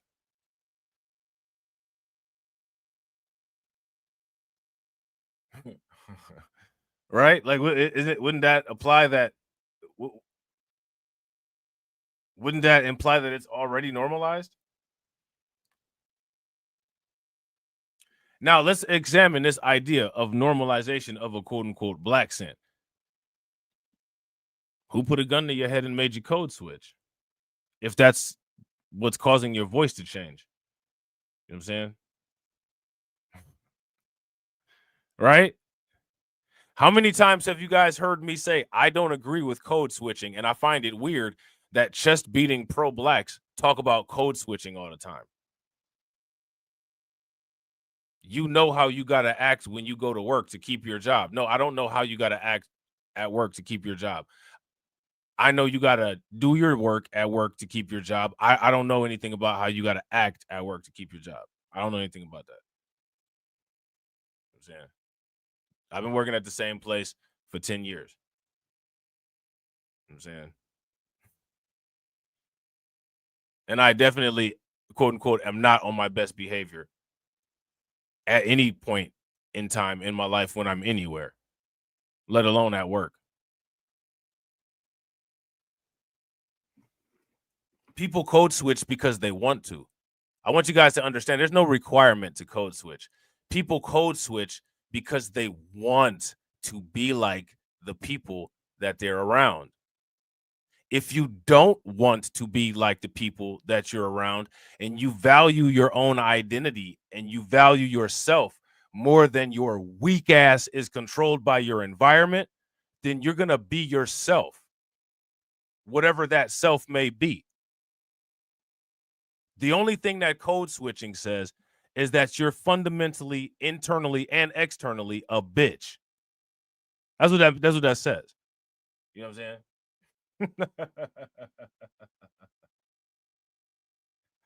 Right? You know what I'm saying? Shout out to Windows the Rug. Windows the Rug said, "Bro, I wrote like 5 paragraphs on that topic. I was dead. I know you was. I know you was tearing them up, bro. I can't wait. I can't wait to react to those Reddit posts. I can't wait."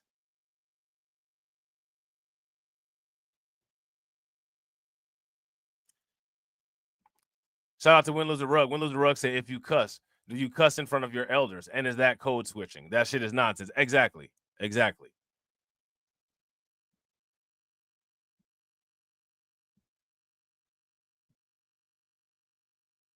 Shout out to Carlton. Carlton said, "I think by code switching, that means you got to act like you got some sense at work." So that means that the normal mode of operation is to act as if you don't have sense.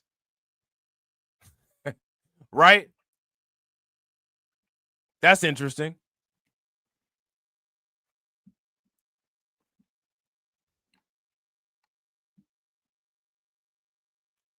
You got to code switch. Well, what does that mean? That means you got to act like you have some sense. So the accepted behavior amongst ourselves is to act as if we don't have sense. Now I see how so many kids get shot. Makes sense.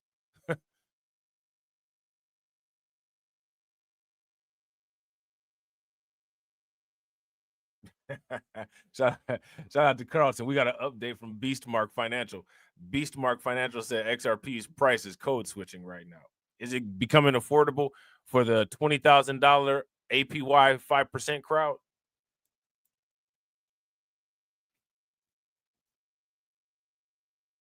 I don't understand why one would have to quote unquote code switch.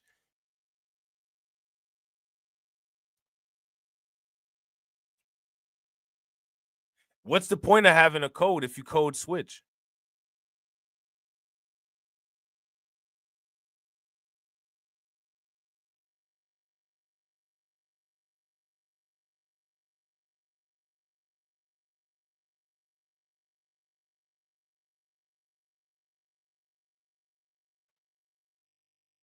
I'm just curious. I mean, again, right? This is what we're supposed to be doing. We're supposed to be asking questions.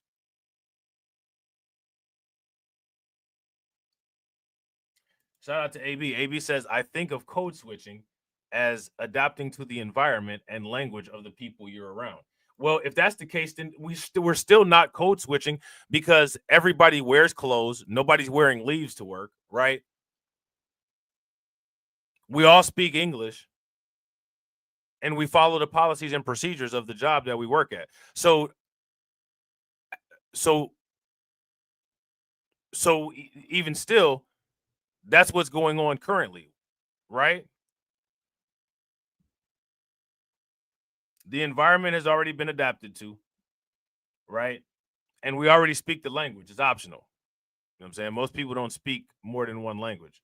You know what I'm saying? And don't you dare speak more than one language because you know what I'm saying? The protractor and the compass will come out and you'll be under hairline scrutiny for the rest of your life. If you know, if you're educated and know other languages, it's over for you. You're done. You know what I'm saying? Now, how many people have heard of this term called acculturation? If you ever heard of this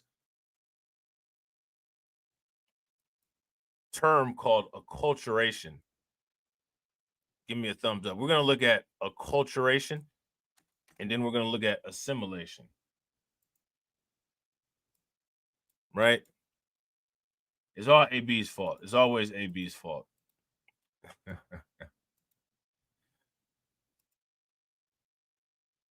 Now, what is acculturation? Is my question for everybody. What is acculturation? We got the definition up here.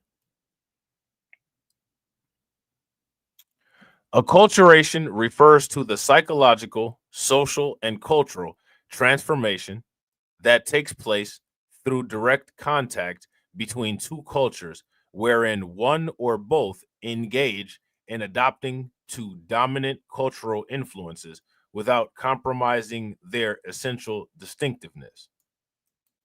Okay? It occurs when an individual acquires, adopts, or adjusts to a new cultural environment as a result of being placed into another culture or when another culture is brought into contact.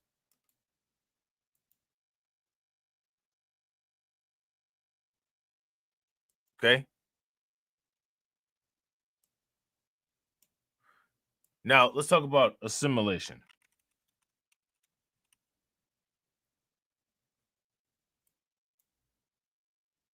Cultural assimilation.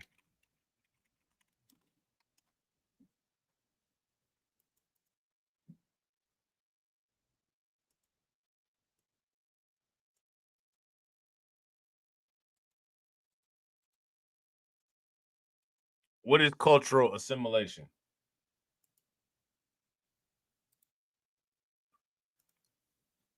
Cultural assimilation is the process in which a minority group or culture comes to resemble a society's majority group or fully adopts the values, behaviors, and beliefs of another group.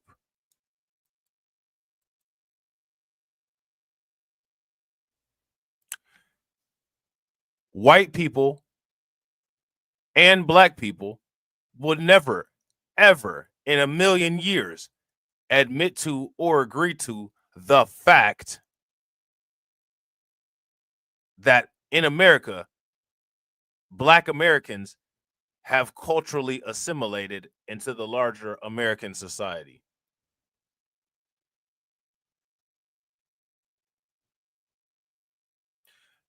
Now, if acculturation and cultural assimilation have taken place, in what direction does one quote unquote code switch?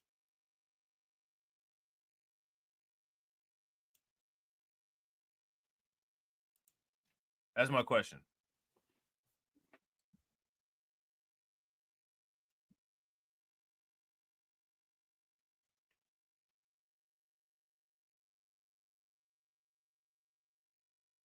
That's my question, ladies and gentlemen. In what direction does one code switch? You're already speaking English. Your clothing is not dramatically different than your non-black peers. We're driving on the right side of the road. We're using the empirical measuring system. So what mode is it that people are operating in where they have to code switch to be around the majority when they've already assimilated to the majority? Yeah, fact. Shout out to AB. You've already so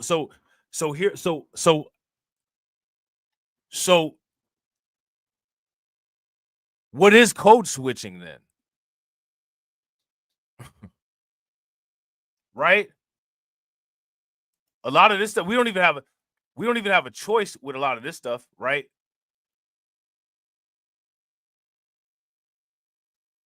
Now when people quote unquote code switch, they're making a choice to code switch. But here's my question. The cultures have already become parallel. So what is it that's being switched? How is there a switch? What is the switch?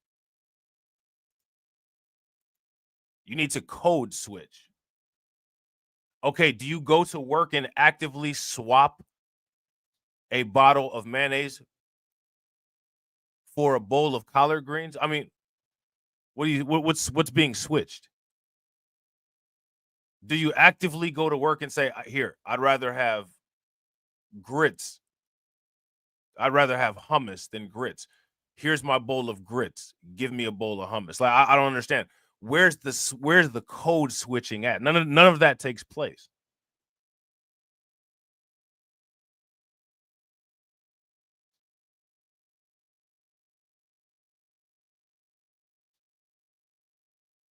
So when people are saying or talking about code switching, what do they actually mean? How do you code? I speak English as my native language. I need to code switch into speaking English. I don't understand that.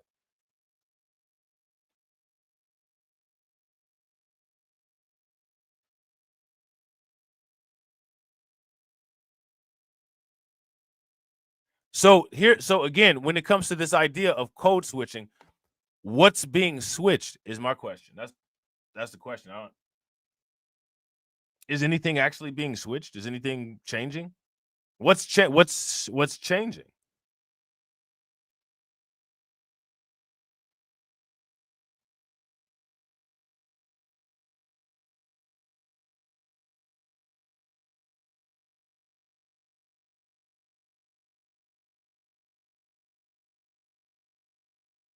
Let's just say, for instance, now, I don't associate this with quote unquote the culture.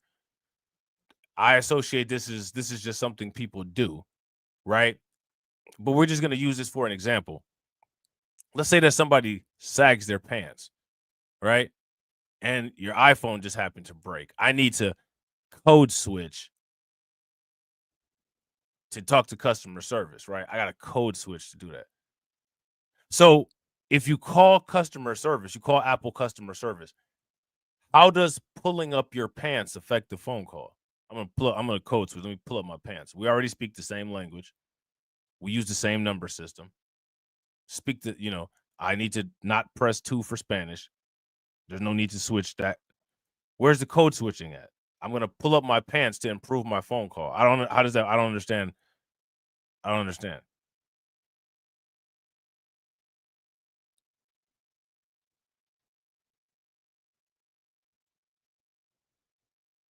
This is a made up concept. This is a fake baloney, non-provable concept.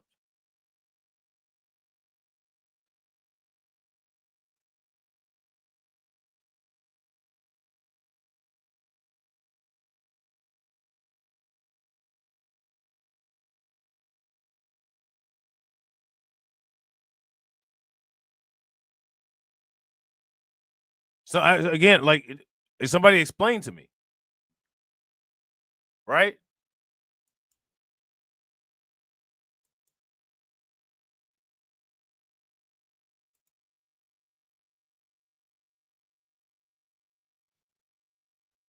How does it work?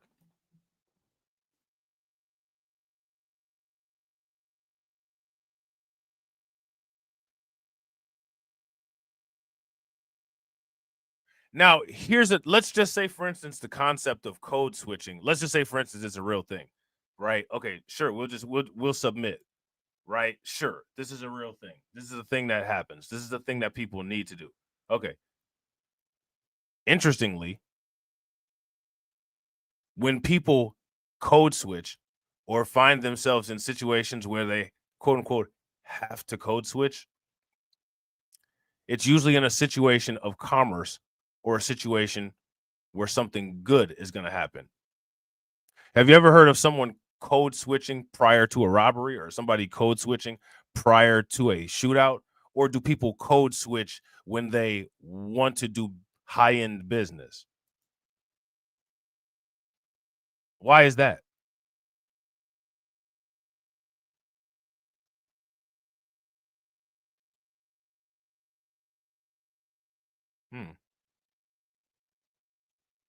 Why is that?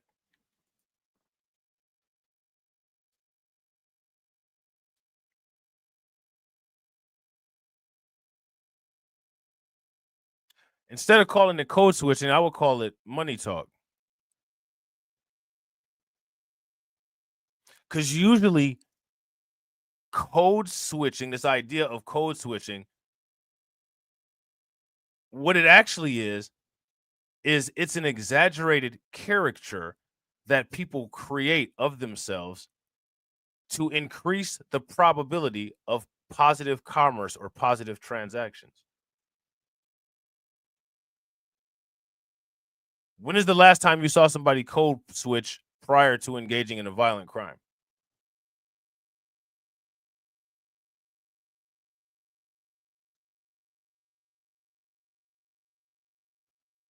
Shout out to Brooklyn Queen. Brooklyn Queen says to seem less of a threat in some instances, which is fascinating because literally nobody's a threat, right? No one's a threat, right? So you don't need to see how do you be less than zero? You know what I'm saying? Like that's mathematically impossible. If you're already a zero threat, you can't be less than zero, right?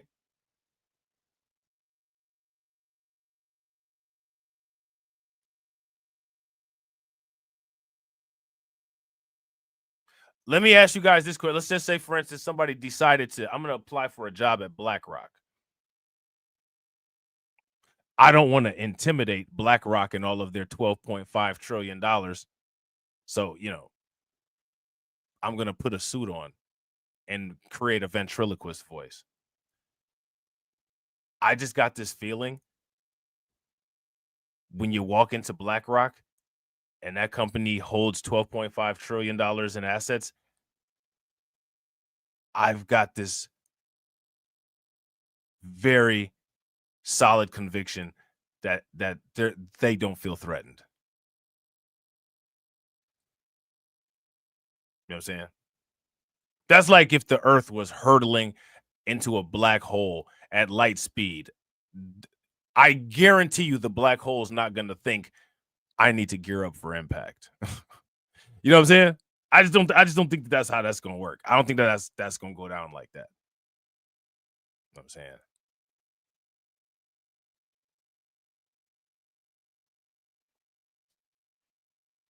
Right?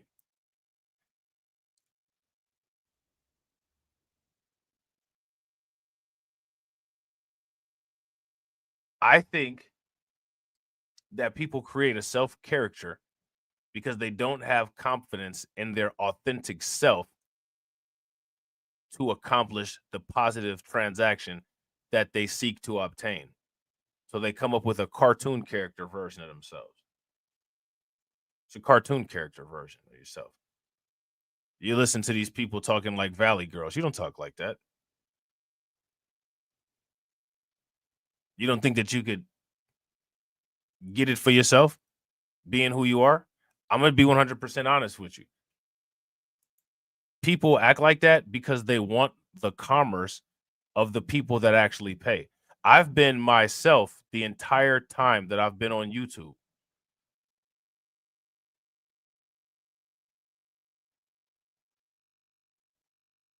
Nobody wants authenticity. People are willing to pay for fake.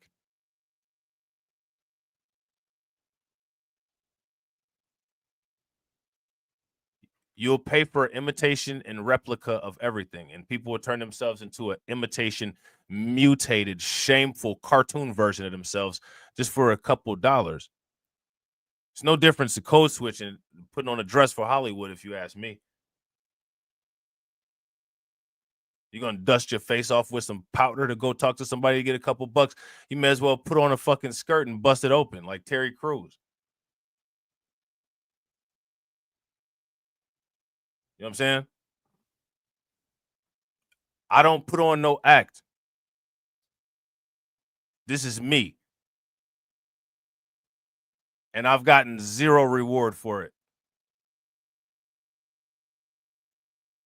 I've gotten zero reward from it, from people that I sought to improve.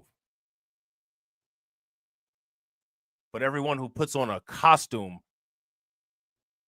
people will pay to go to the circus. This is the reason why poor people deserve to be poor and rich people deserve to be rich. I deserve to be poor currently because I was wasting my time. I was wasting my money. I was wasting my breath. I was wasting my oxygen on a dead cause. I deserve for my YouTube channels to be where they are. I deserve to financially be where I'm at. I didn't create a comic book character for everybody.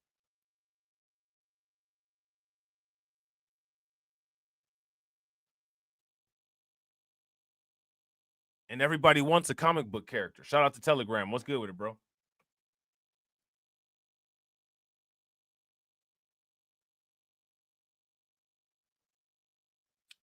That's the reality.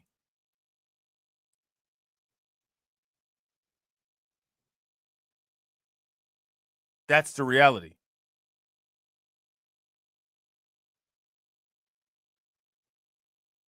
What I should have done is the same shit that everybody else does. I should have fed everybody sweet, tasty poison.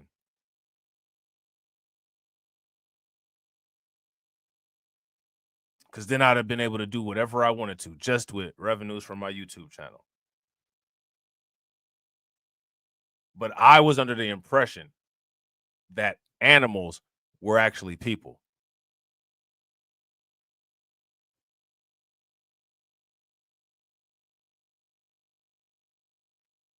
And so now what people are going to get is they're going to get a constant reminder that they're animals.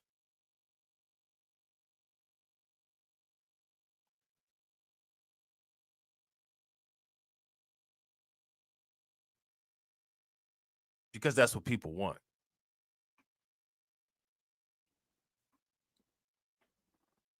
And you know, when people want something, you got to give it to them, right? Key bonds inside their home on the 2600 block of Latona Street in South Philadelphia on Saturday night. Sources tell Action News the couple was in their kitchen when Bonds fired 11 shots. He was holding a 1-year-old baby at the time. Other children were in the living room. Now, again, we're going to ask the question, who made this individual do this?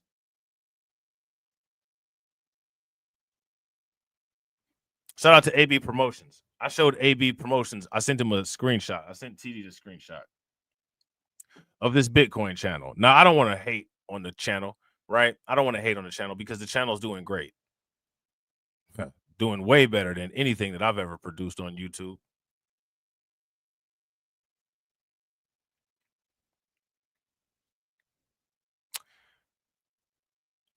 But you can tell I put way more into this channel designed for people that I was under the impression of, that I thought wanted to figure some things out financially. The difference between quote unquote her people and my people is her people made her great and our people make great excuses. And that is unacceptable.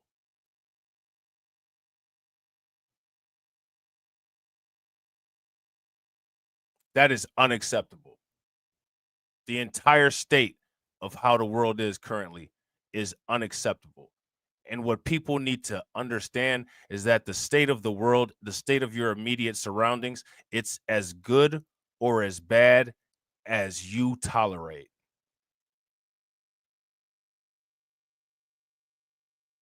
So when you look around in your daily life, everything that you see, everything that you come in contact with is in part, some way, a result of your influence.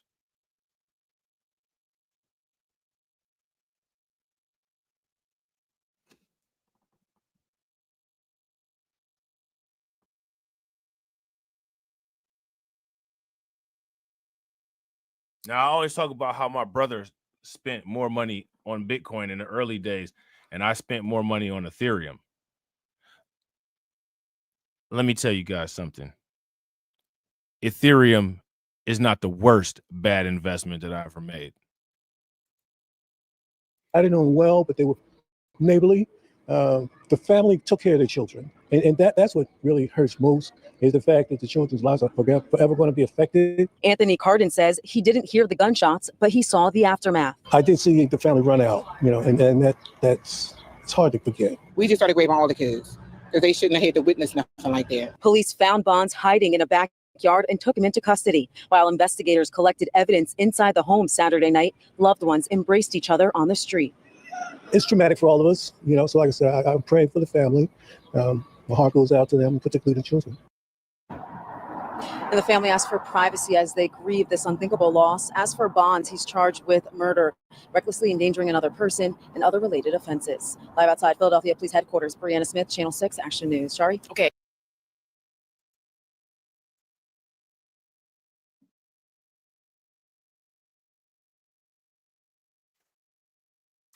What do you guys think?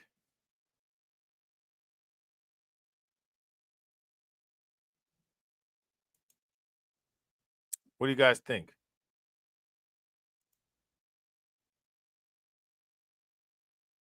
Food for thought, right? Hopefully you guys enjoyed the video. If you're not subscribed to the channel, subscribe to the channel. If you haven't, hit the like button. Hit the like button. Share the stream. And as always, ladies and gentlemen, this year, jump out the crib, stack up my C-note this year, killing my ego this year, all for the people this year, only believe in the real, I do believe in no fear, and I got gang in this bitch, I never switch on the tribe, I keep it all the way real, I'm in control of my feels, you see my highlights and study my real, yeah. I'm showing more love this year, running more plays, finna scale up my business this year. The world in my palm, I'm a star, I deliver my cadence, I'm serving up cheers to my peers, bringing the bread for the fam, everything good on the side, everything coming together, new whip, no leash, no key in it, they heat it, California on the plate, I'm out here playing for keeping, I pull up, she leaking, she want me for the weekend, my foot on the gas with the brakes, hate me or love me, you see me, flex, yes, I got my foot on their neck, I'm out with a squad to the death, young nigga get to the checks, flex, yes, got nothing to lose and something to prove, young nigga come from the trench, Cuban links on my neck, tanking, freeze, smoking on dope, that diesel, freeze, running till I miss my season, laid back, geeking, smoking on dope, that diesel, young nigga gone off the deep end, running till I miss my season, I keep a stack of them blessings, I'm ballin', I'm play calling. It chain on me matching my smile, you know that I stay saucing. Wrist flooded, she drowning. We good on this side, everything coming together.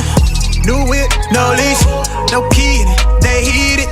California on the plates, I'm out here playing for keeping. I pull up, she leaking, she want me for the weekend. My foot on the gas with the brakes, hate me or love me, you see me. Flex, yes, I got my foot on their neck. I'm out with a squad to the death. Young nigga get to the checks.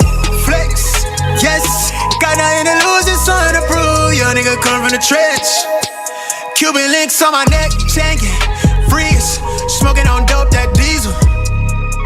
Freeze, running till I miss my season. Laid back, geeking, smoking on dope, that diesel. Young nigga gone off the deep end, running till I miss my season. Once we understand that it is through our five senses that these imprints are being made on our subconscious mind, we can then consciously begin to utilize our five senses to imprint something different.